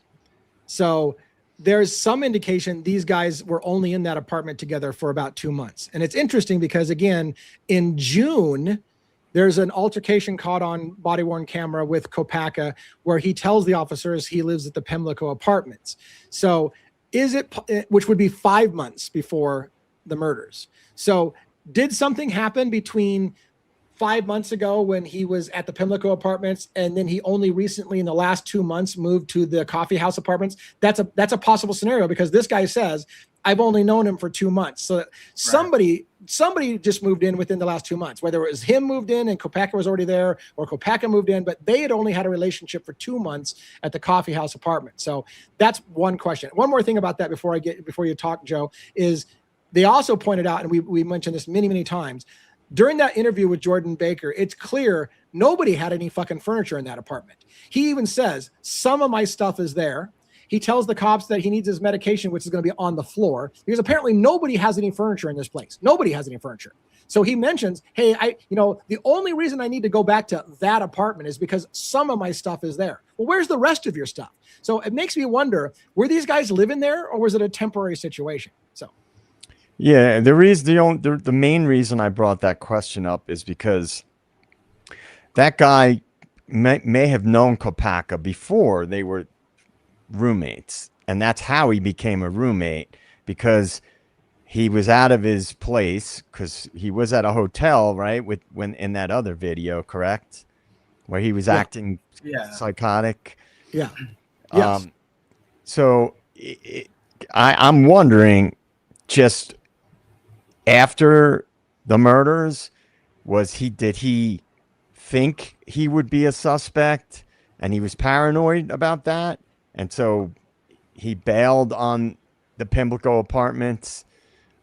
Or could he have thought, because he knew Kohberger, and Kohberger may have had some connection to the house in some way, shape, or form, that he was freaked out because he caught wind that maybe he was a suspect, and so he's couch surfing, basically. He's staying at a hotel, and then he's moving in with some guy that he could have met around town or through some social services program, and that's why he was there in the first place. I'm just trying to. Well, no, and those are great questions. And here's what's interesting about that. So Jordan Baker, in his interview from a hotel room at the Quality Inn the morning of the shooting, talks about how he's only known Brent for a couple months, says that they were close, said that Brent had PTSD and schizophrenia, and he goes on at length about how Brent was paranoid all the time. By the way, I don't think he ever once refers to Brent as Brent. He never says his name. He says we're close, but he keeps referring to him as his roommate. He even at one point says, when I heard they shot that guy, which is really weird because he tells you we were close. I don't think he once calls him Brent. He just says, my roommate, that guy. When I heard that they shot that guy, I was like, how is this consistent with he's a close friend of yours when you're, anyways. But he did say that he said he was paranoid and would often say, don't call the police. He thought the police and the FBI were after him. Or the government, I should say, that not the FBI specifically, but that the police and the government were after him. So I asked the question when we were talking about that interview, is that just signs of paranoid schizophrenia, or is it possible that he did have reason to believe that the cops and the government were after him? Or is it a combo of both, that he had reason to believe and that triggered his paranoia? So we don't know. But. And then I just had one other small question related to that. Do we know for sure that MPD was on the scene? During the shooting? Yes. Payne was there. Now, there's a super interesting part of that. We talked about this at length, and I don't know how much detail we want to get into it. So on the one hand, we talked about the possibility Payne is 82nd Airborne. Brent Kopacka is 82nd Airborne. Early on, they talk in the dispatch call about how, look, we've got a history with this guy. He's had previous run-ins. He's got PTSD. He's got suicidal tendencies. Would that have possibly gotten back to, hey, we've got a cop in Moscow who was in the same 82nd Airborne with this guy. Maybe we should bring him over to try to talk to him and try to use him as kind of a negotiator kind of situation. Is that possibly one of the ways Moscow got involved? Another possibility is Moscow already had Brent Kopacka on their radar, and so they were there from the beginning because they already had Brent Kopacka on his radar. That's another scenario. Another scenario that was super interesting was there's a discussion during the dispatch where they're looking to get drones to fly up and look in the windows of 311 where the apartment is. And they have some equipment malfunction. Their drone's not working. And they mention Moscow has a drone. Turns out Brett Payne is the person in charge of the drone in Moscow. He's the guy that leads their drone pilot program, which had only started in 2022. So did they call Brett Payne in for his drone? Because when they were looking for drones and they were having problems with their drones, did Brett Payne arrive on scene because he's literally the lead of the drone pilot program in Moscow? So there's lots of different reasons why Payne could have been there, but apparently Payne and Fry were there. What do you think about that? Any of those seem reasonable to you, or does it just smell like bullshit? I think your last thread there is highly likely. About the drone, because he's in charge of the drones and they were looking for a drone and Moscow had a drone, and Well, then you have to ask, well, because I brought up the idea that Payne was brought into the Idaho 4 case as a fixer. Right. And so both things, both scenarios in which there's, again, this is just theories, but a lot of people would argue that Kopacka is somehow connected to the Idaho 4 case. Somehow. So let me ask you this question right here. Payne and Fry were on the SWAT team. Are SWAT teams possibly put together by members from multiple agencies? Would they assemble? Yeah. So if it's possible, right, that the SWAT could have been members of both Pullman and Moscow Police Department, and maybe they were on SWAT. That's another reason they could have been. But then I agree that makes a lot of sense. But then it's the combination of the two things. So the interaction of that plus Payne also happens to be brought in as somewhat of a spokesperson for the Idaho 4 case. And I understand he was only there for 3 or 4 years. So that just raises that question as to why. Now, somebody said here they weren't on the Whitman County SWAT. So, these are just questions we're spitballing on the fly. Like, right. I feel like the answer, and you guys kind of agreed, I feel like the answer is that it wouldn't be uncommon for a SWAT team to involve possibly officers from multiple jurisdictions or multiple things. I would think that they would do that and put it together for a SWAT team. Was it Whitman County's SWAT team? Was it Palouse County's SWAT team. That happens. That happens over here all the time. If they needed to use, if they wanted to use some kind of drone or some kind, if they needed some kind of bomb technician or something, and a nearby county or a neighboring county has an expert working, or they definitely, they would use their services. Absolutely.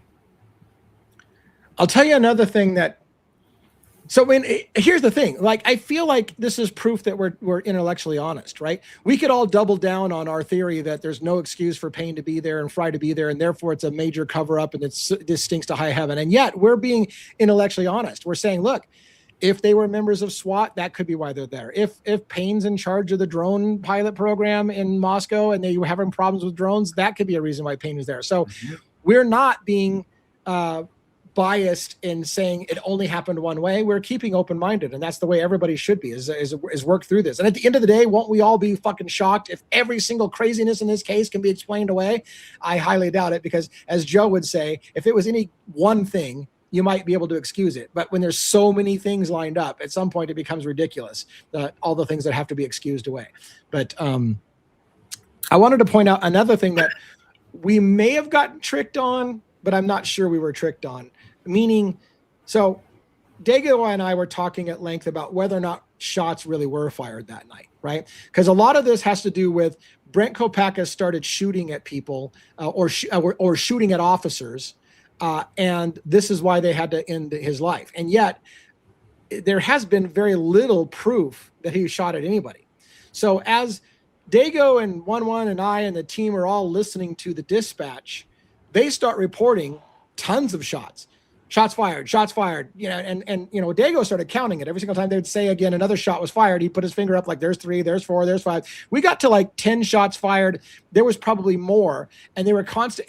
And at some point towards late before they shoot him, they say he just hit one of our vehicles. Now, before they were saying earlier in the night, they said the shots fired were shot into the air. It looked like he was crouching low and that the bullets were going up into the sky. So they didn't think he was firing at anybody down below. Kind of late towards the shooting, a dispatcher says, Brent just told us he's going to start shooting people in the parking lot. They report that a vehicle has been struck. I don't know if it was a police vehicle or whatever. I think 1-1 at that point typed in there, "Oh shit!" Once you start shooting at cop cars, you're probably fucked. So it was shortly after that they shot and killed him. Now here's the odd thing. We pointed out, and at first I thought it was a major thing, and it may be. You hear what sounds like someone coughing, and they're saying that Brent's coughing. So you hear that. You hear it on camera. You even hear on the dispatch. You even hear officers open their mic and whisper, presumably because they're very close to the open door of the apartment and they're trying to be kind of quiet. And they have to say, "I can't hear that. Can you repeat it?" And so they're whispering, and you can hear whispers. What you never hear, not once, is a gunshot. You never hear a single gunshot. Now, at first I thought to myself, that's a problem. You're saying shots fired, but you never hear a gunshot on the entire thing. And at first I thought, well, maybe after I got to thinking about it and we got off of our shock phase, our frozen shock phase, I said to myself, well, okay, look, so they turn on their microphone to report, "I just heard a shot." Well, of course you're not going to hear the shot because the shot's already been taken. They're reporting he just fired a shot. But what I would argue with myself at this point is the number of times that they're saying he's shooting, not once did somebody have an open microphone and you heard the shot in the background. That would be freakishly, I think, hard to believe that he's firing that many rounds, and not once when somebody had an open mic did you hear in the background a shot being fired. Not one time. So I will tell you, I've got lots of body-worn camera footage from that night. And so I will prove it to you whether or not that you can hear lots of gunshots. So if he is firing guns, we should hear it on somebody's body camera without question. And if I do, I'll play it and say, well, there you go. There's the sound of gunfire, like they said was happening. But we didn't hear it once during the discussion. There's another thing with that too, which I thought was a little weird. I mean, I know we're going through more audio and whatever video. In a normal, I say normal, but I would say in a normal, it's not normal, but in a situation like that, where you have some kind of barricaded person whatever, emotionally disturbed or whatever you want to call them, and someone is firing. So you're right. You should hear. You would think that many rounds, you would hear at some point. Maybe a shot here or there. The other thing that you should be hearing some kind of first responder going over the air saying, "Take cover." There are shots fired. I didn't hear that. I didn't hear that at all.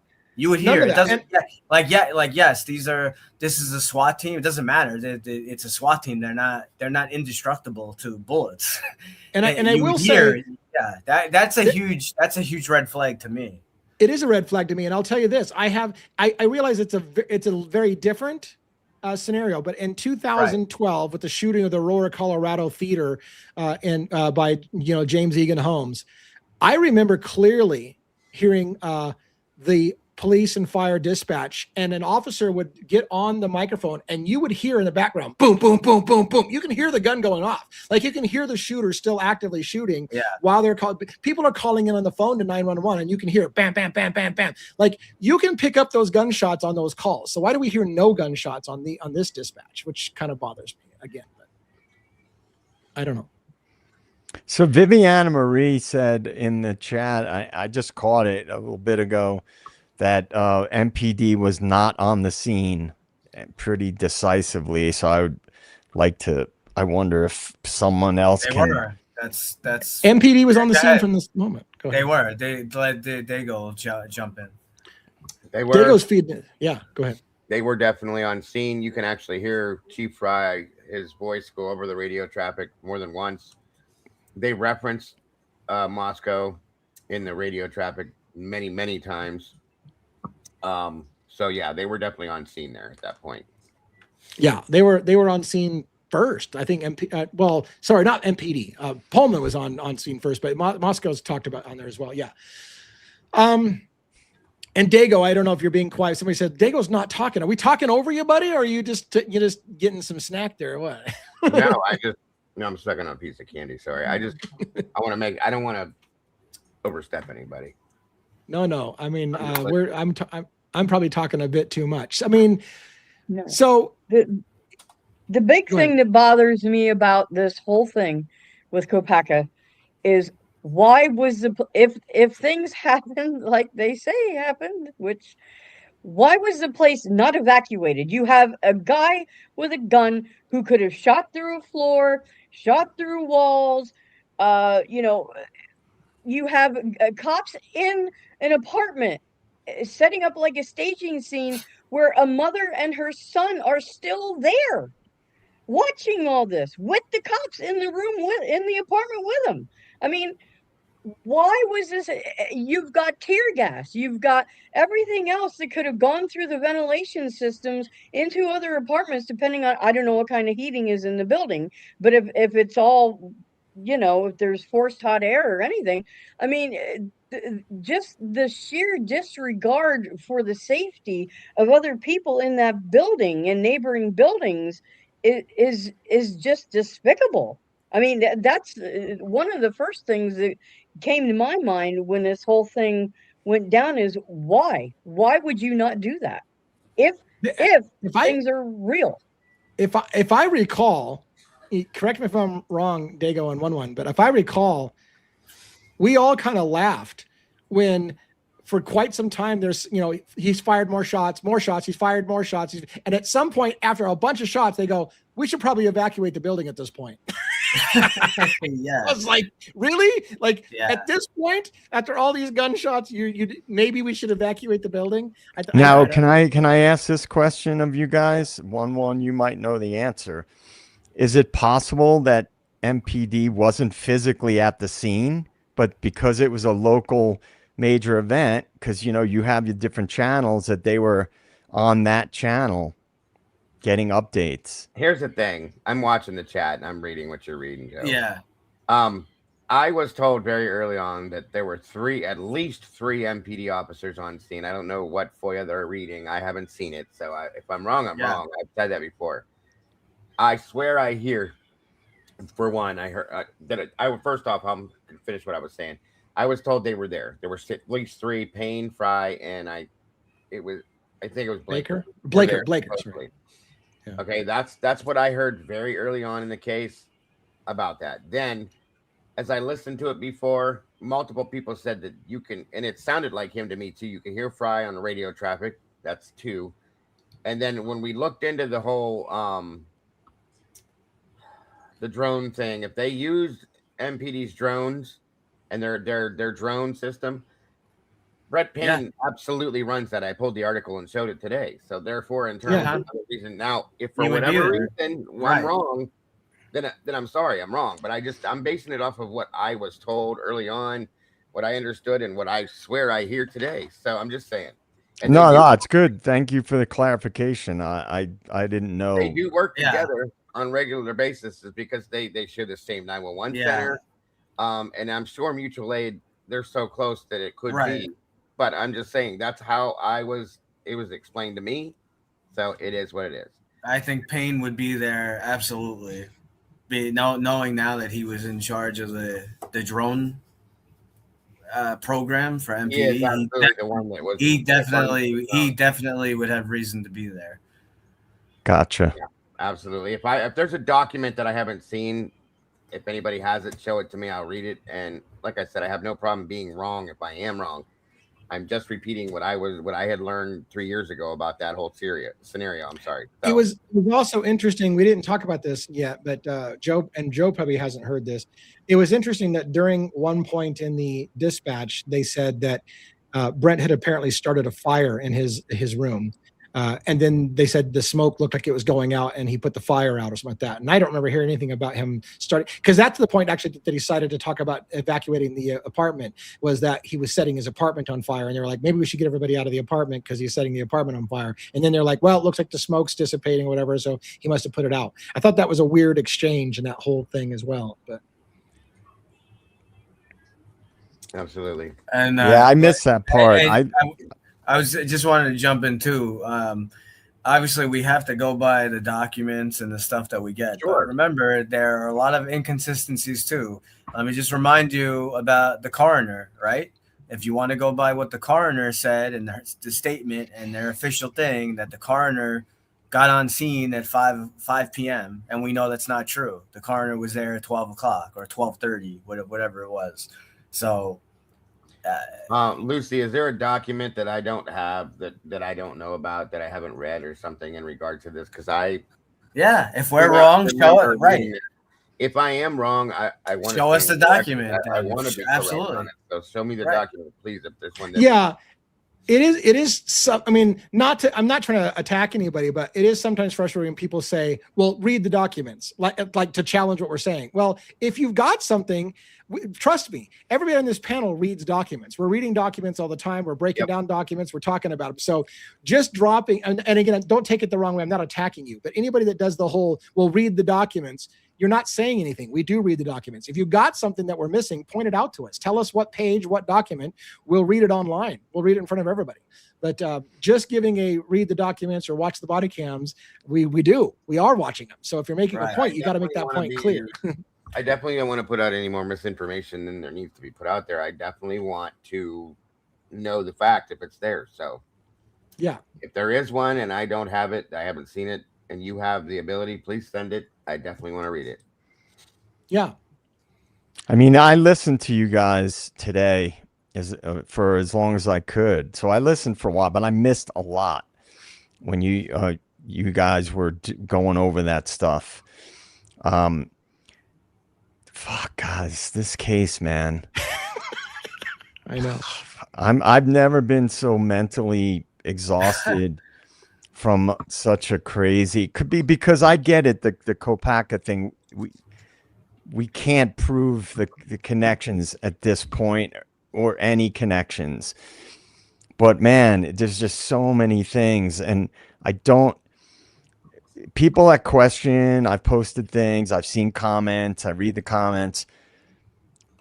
You can't ignore all of the horse shit that we've been fed about this case. If that doesn't make people suspicious and of the mainstream narrative that we're getting and the official narratives. I just don't know what to say. I've never seen anything like this. By the way, yeah, no, I haven't either. By the way, I have half a mind, and I know that people have to sleep, but I apparently don't sleep on normal schedule. I have half a mind after this to go ahead and start doing some member only lives and getting right into some of those body worn camera footage, because I'm dying to see what we do see and if we hear those gunshots. I will tell you this. I went to one of the they had sent me some files that were corrupted, and I will say, to their benefit, I emailed Pullman Police and said, hey, look, 3 of the files that are kind of important to me seem to be corrupted. Can you resend? And they did. They resent it in a different way, all the files in a different way that I can download individually. And it was actually better what they gave me, because they actually gave me an index with the actual order of the files. Because the way they gave it to me originally was just a big, huge zip container with everything jumbled together. They actually gave me an index that had all the files that I can download one by one. And the files appear to be good now, which is great. So kudos on Pullman Police for offering that. But I was disappointed, and also like, oh shit, I got to go watch these now, because here's what I saw. At one of the late videos that I thought, well, maybe this will be the video of when they shot Kopaka. It was apparently after he'd already been deceased when the camera comes on. They redacted it all with black screen, so you don't get to see shit, which I don't fucking, I fundamentally don't understand what we have the whole secrecy about. We're asking for body worn cameras so we can see it ourselves, and they blacked the entire screen. It just says redacted across the screen. So you get to hear their audio. What was interesting to me is you hear really loud 3 bangs that sound like gunshots, bam, bam, bam. And then they say breach, breach, which I thought was weird, because we already know they had keys to the apartment and they had a door code to the apartment, and they had the door open multiple times. All I can imagine is they breached his bedroom door and maybe had to break it open, kind of thing. But the fact that you heard so loudly what sounded like gunshots, maybe it wasn't gunshots, maybe it was them breaking the door down. Whatever the case is, I thought, oh, well, if you can hear shots that clearly on the body worn camera, then we should be able to hear all this gunfire they're saying that Kopaka is doing. So now I'm doubly interested to listen to body worn cameras and hear Kopaka firing at people in the parking lot, if that's what is going on. So. And I definitely got the impression I know they truncated the time, but I definitely think that the gas definitely triggered an episode and made the situation worse. I mean, and I know it's pure speculation, so let's be careful. Right. The question is, and it could be rhetorical. You don't have to answer. The question is, was that just a bad choice, a rookie mistake to tear gas the thing without factoring in how that might trigger somebody with PTSD? Or was it purposeful because they wanted to agitate him? You don't have to answer that, because that's pure speculation. But that's the question that goes through my mind. Was that just like we all said, oh, that's a bad idea to tear gas a guy that has PTSD. You got him cornered in a room, and you're going to gas him now? Like, this is going to go badly. We all knew that without having to be an expert. How did they not know that? Was it just a mistake, poor choice, or did they try to rattle him into a standoff? I don't know. Yeah. Anyways, yeah, like I said, we can all remain quiet. We don't have to answer that. It's a speculative question, but I just have to ask that. So we're 2 hours in. I will say, like I said, when we did that. So here's the thing. I got a quandary. I need your guys'. In fact, I'm going to do do I do it as a poll? I said I was going to do a poll at some point. I don't know if we're going to do this a poll or not. What I want to know is this. I've got like 50 gigabytes of body worn camera footage, screenshots, dispatch traffic, radio traffic, and that takes time to go through. On the one hand, I don't want to be the gatekeeper of all the information I got and say nobody can listen or see this information until I've seen it first, because I paid for it and I got the receipts and I did the work. I don't want to be that guy.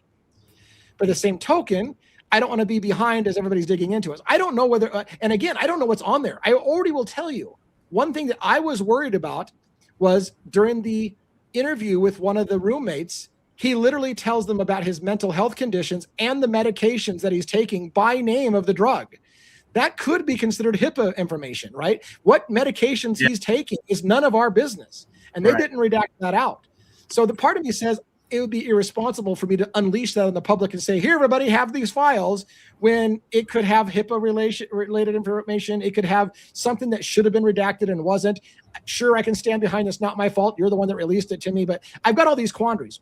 How should I be handling these guys? How should I be handling the data dump that I have? Should I be making it available for everybody, or doing it myself and only making it available as I've vetted it? What? Like, I don't know. The only thing I see being even a plausible problem was what you just said with the possible HIPAA violation, maybe, but I don't think it would be, because No. it's not like it may state a medication, but it doesn't say what it's for per se, like whatever the medical problem could be. So it could be for multiple things. There's no proof that it's real, truly what you take. Don't, you know what I'm saying? Like that. So that's the only thing I see being like an issue, in my opinion, but that doesn't mean it's whatever I think you're more comfortable putting out or not putting out per se, based on what you have. You know what I mean? Here's what I'm thinking I'm going to do. And I don't know if I have the data, the cloud storage for it, but here's what I'm thinking I'm going to do. Because I would rather have people like you dividing up the files and divide and conquer. Have you watch body-worn camera footage and me watch some and whatever, and go, oh my God, you need to watch this numbered file at such and such time, because it's a lot of hours of watching. I mean, think about it. Yeah. And Taylor was saying just on the Idaho thing, I've got terabytes and terabytes of data that it's going to take us forever to go through all the discovery. How am I supposed to do this? We'd have to have a full team of people. I can't do it by myself. I'm one guy, right? Right. I'm kind of thinking what I'm going to do is I'm going to host it on a shared drive with limited access people that can help me dive through this, not making it available to the entire public, but maybe to a select number of some researchers and whatever, so I can get some help. So like basically meeting you halfway. Like I'll make the files available to more people, but not the whole general public. And then as we're working together and sharing information, we can come out to it together. But in addition, I think I'm going to go ahead and do some just live, raw, members only recordings. And if it turns out to be exciting like it was today, maybe I'll post the members only video as a public facing video. But I'd like to continue to work through that list. Like I want to see it myself, because again, I don't want to rely on people telling me what is there. I want to see it for myself, and I like to really form my own opinion. I'd rather see it personally the first time myself before I'm told how I'm supposed to feel about it, because that's just the way I work. But you guys should decide. You know, you guys are the much more experienced with that kind of stuff. Yeah, I feel like I'm gonna for a minimum, I'll tell you this, at a minimum, I'm going to make that file dump available, of course, to 1-1 and Robin and Dago and you, Joe. At a minimum, our advocates team is going to have access to all those files so that you guys can start working on it. I guess I would ask, maybe Dago not to necessarily go live with files right away, but I don't think he would. Like, I don't even have to tell Dago that. I already know your character. I've seen you work already, and you don't work that way. So I think I'll make it available for all of us, for a research team to kind of work together and say, holy shit, because you guys know me enough now that you'll know what I'm going to find interesting, what I'm not going to find interesting. So I think I'll make those things available for our team right now. In addition, I'll continue to do members only lives where I watch it live with everybody, invite you all to come watch it live. We'll do it live. But that's the way I think we'll handle it. If I can, real quick, I just want to read something to you. Hold on 1 minute here. Where does it start? Common exceptions in HIPAA allows disclosure without authorization for law enforcement investigations, coroners and medical examiners, public health activities, judicial proceedings with proper legal process. Excuse me. This is why autopsy findings or cause of death may be released publicly, even though full medical records are not. And what HIPAA does not protect is information not held by a covered entity, rumors, social media posts, police reports, cause and manner of death as determined by a coroner or medical examiner, and information released by the family themselves. The bottom line to that entire thing is that HIPAA protections continue for 50 years after death, and access is limited but not absolute. Law enforcement and death investigations are major exceptions. So there you go. So law enforcement has an exception to the HIPAA violation because so the question becomes can we true crimers show stuff that law enforcement has turned over to the public on public? That's the key thing. Like, I'm not a lawyer, so I don't know how to interpret that. I think if they have turned it over, yeah, there in turn, it should be void of issue. Right. I mean, Yeah. I would logically say if there was a mistake to be made, then it's on them for releasing it to the public in that format. So what we do with it at that point is on them because they're the ones that released it, and if they had the obligation to hide And the it's listed, yeah, and it's listed Right. And if it a law enforcement investigation is where it's brought about, so that should be, you know, open season on that per se. right. And Yeah. it's not like he's sitting there giving dosages, doctors' names. It's not like he's doing like a real Right. in-depth Yeah. like medical history kind of thing. He's Right. just giving a general, this is, you know. Yeah, So and to be honest with you, being that one's sitting here, we do have a law enforcement official available with us. So there we go. I have Not a in charge of question. this. Yeah, go I ahead. had a question for you, Dago. Are you going to CrimeCon? I don't even know. I've talked about it already twice. Depends on what my wife is doing for. She has to have vacation time and stuff because if we go, I'm not going by myself. She'll be going with me. I'd like to. I definitely would like to. I missed it last time I wanted to go, so I'd really like to. So we'll see. Yeah. For those who don't know, I for sure, along with the She-Devil next door, are going to CrimeCon Las Vegas this year in May.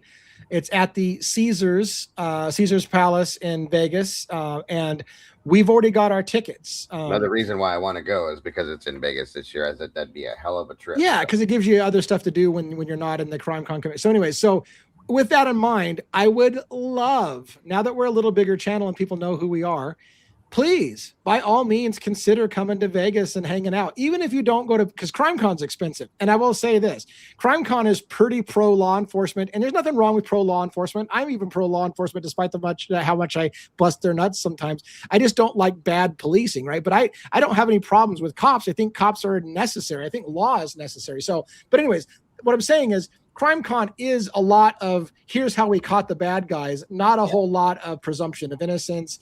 They usually clap and cheer when you caught the bad guy. There's not really any questioning whether they got the right guy. So it's if you're into that kind of thing, it might not be your cup of tea that you don't want to spend a lot of money on. But Vegas has got other things to do. So come hang out with us in Vegas, baby.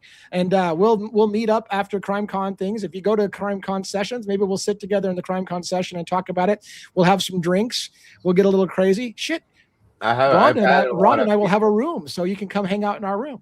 Right. Yeah, I've had a lot of people offer, to hang out with me there as well. And so, I mean, we could have a group of us that are there if it works out. So.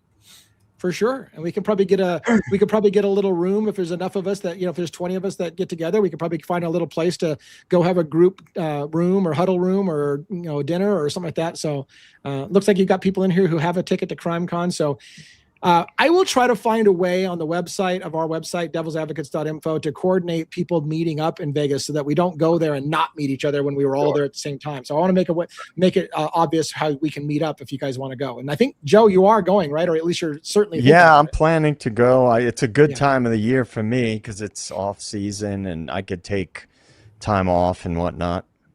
Yeah. So I'm kind of expecting you to be there at some point.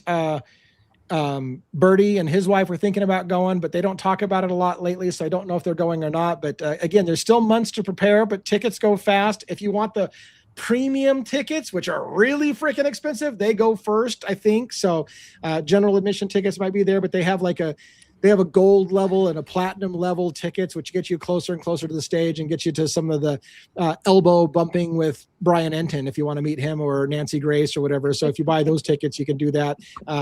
Rhonda and I'll admit, Rhonda and I spent a little bit extra so that we can go bump elbows so I can shake Anton's hand and say, hey, I've emailed you like 4 times, dude. Why are you ignoring me? I'm probably not going to do that. I would be afraid to interact with any of them, to be honest, them specific ones, because I don't know what I'd say. Yeah. When I have no interest in the mainstream people, but I know we talked about doing our own little meetup. Yeah. Remember we had discussed like maybe getting a restaurant and reserving a section, or doing a thing where we can all get together and do our own little mini thing, which would obviously require more legwork and organization.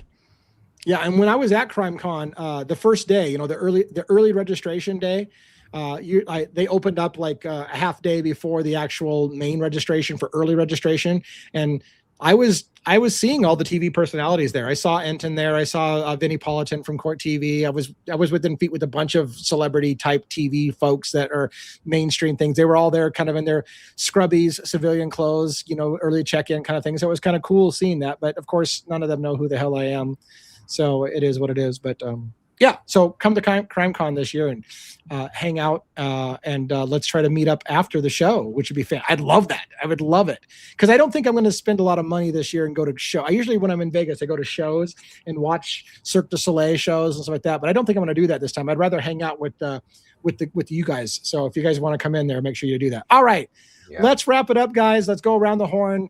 Dago, JJ, 1-1, Robin, all close. After we're done, I'm going to take a little break, and I think I'll go ahead and fire up a Members Only Live and do a breakdown of some of the body-worn camera footage. And if you guys want to join me for that, you can. If you don't, that's fine as well. I realize it's getting late around the country. So, Dago, you were kind of quiet, and I hope that I didn't do that to you, because I know when I started the show behind scenes, I said, let's all be careful not to walk all over today because we're each other, and I wasn't directing that at you, because of course I just meant all of us are so excited we're gonna talk all over each other, and so hopefully you weren't too quiet because Lee told me I got to keep my mouth shut. That wasn't what that was intended. But what do you got to say on the way out? Take a lot of time. Not a whole lot. No, it wasn't because of you. I know I was apologizing yesterday because I was talking a lot. I was wired yesterday. And there was a lot to talk about today, but you guys were covering it all.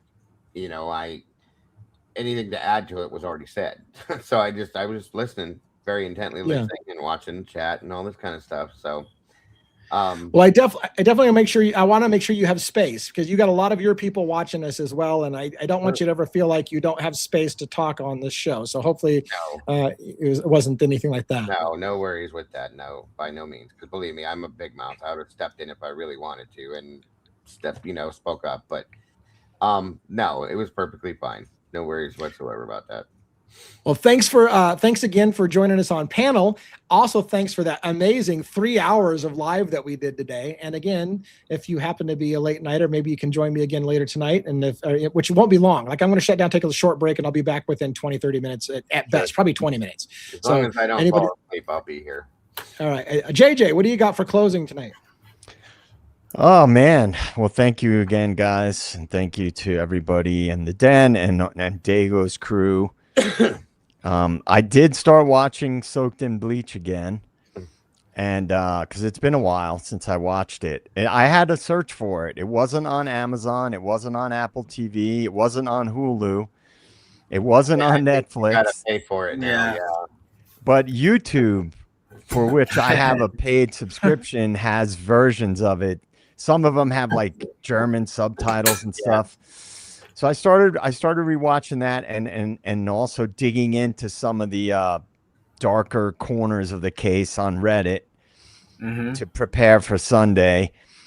So it's kind of crazy to be opening up that book again. But it's very interesting, and anybody who had followed that case should definitely check in on Sunday, because you guys are all into it too, and I was like, oh, sweet, that's it's definitely an interesting case, and there's a lot of new stuff tailing off the back end of it that I was surprised to find out, thanks to 1-1.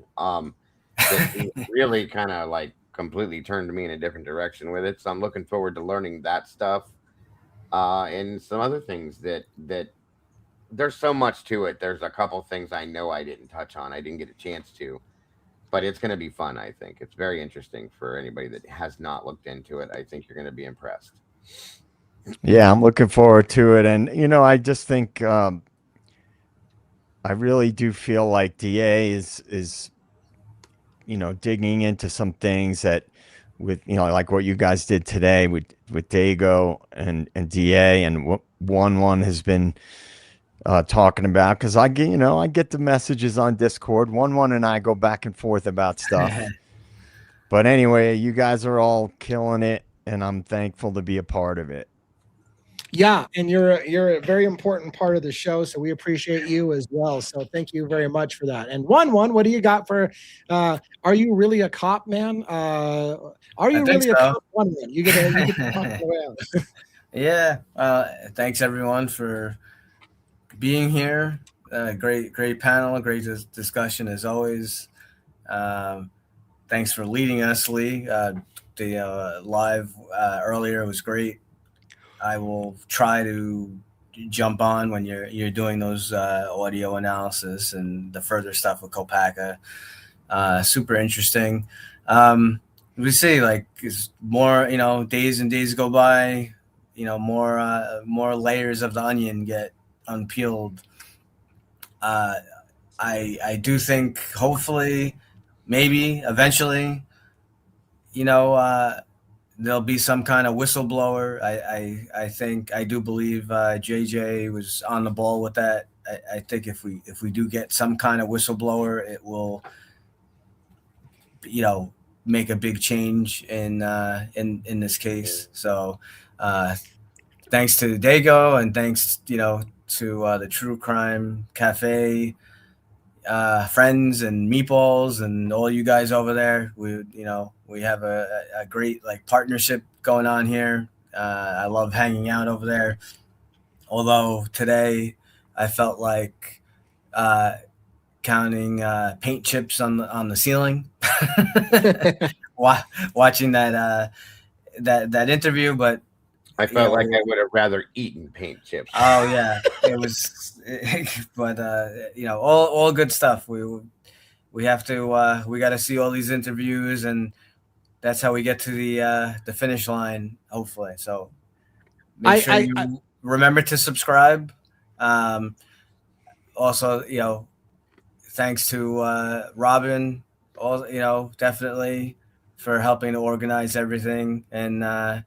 Keep Lee is going a million miles an hour making all these videos and this great content. Robin kind of keeps us in check, so thanks. I have to, it's hilarious. Robin's waiting for her clothes. She's waiting for the clothes, and I have to tell this story because of this $5 super chat, Russ Davis story. Oh my God, I got some Russ Davis stories. This is hilarious. Yes, I know Russ Davis. Oh my God, this has nothing to do with true crime, so apologize. But listen, a friend of mine and I used to watch a lot of Mariner games. Russ Davis, if I remember right, Russ Davis played like third base for the Mariners back in the day. And for a while, he was horrible with defense. Like things would get hit to him, and he would just miss an easy snag. And we were getting pissed off. Like, what the fuck with Russ Davis? Like, why the fuck can't you field a ball? So we were getting pissed at Russ Davis, me and my friend. And one night we're watching the game, and fucking he like bumbles something right over, and so he gets moved. Russ Davis gets moved out to like left field, where they put guys that can't actually are in defense. Stick him in left field. They'll never go to left field, right? So my friend leaves and he's like, fuck Russ Davis. I'm getting tired of Russ Davis. He gets in the car and he's leaving. Next play.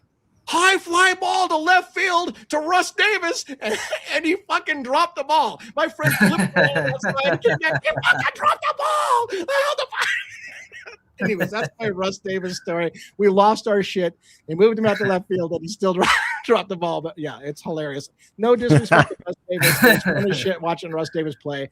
But and oh yeah, one more story, super quick. We were at a dinner with a bunch of Mariner players. That was just kind of like one of these, hey, get meet and greet, and we got to sit next to the third base coach. So we started shitting on Russ Davis, and we're like, hey, what do you do for the Mariners? Oh, I'm third base coach. I'm like, oh shit, like we're shitting on Russ Davis.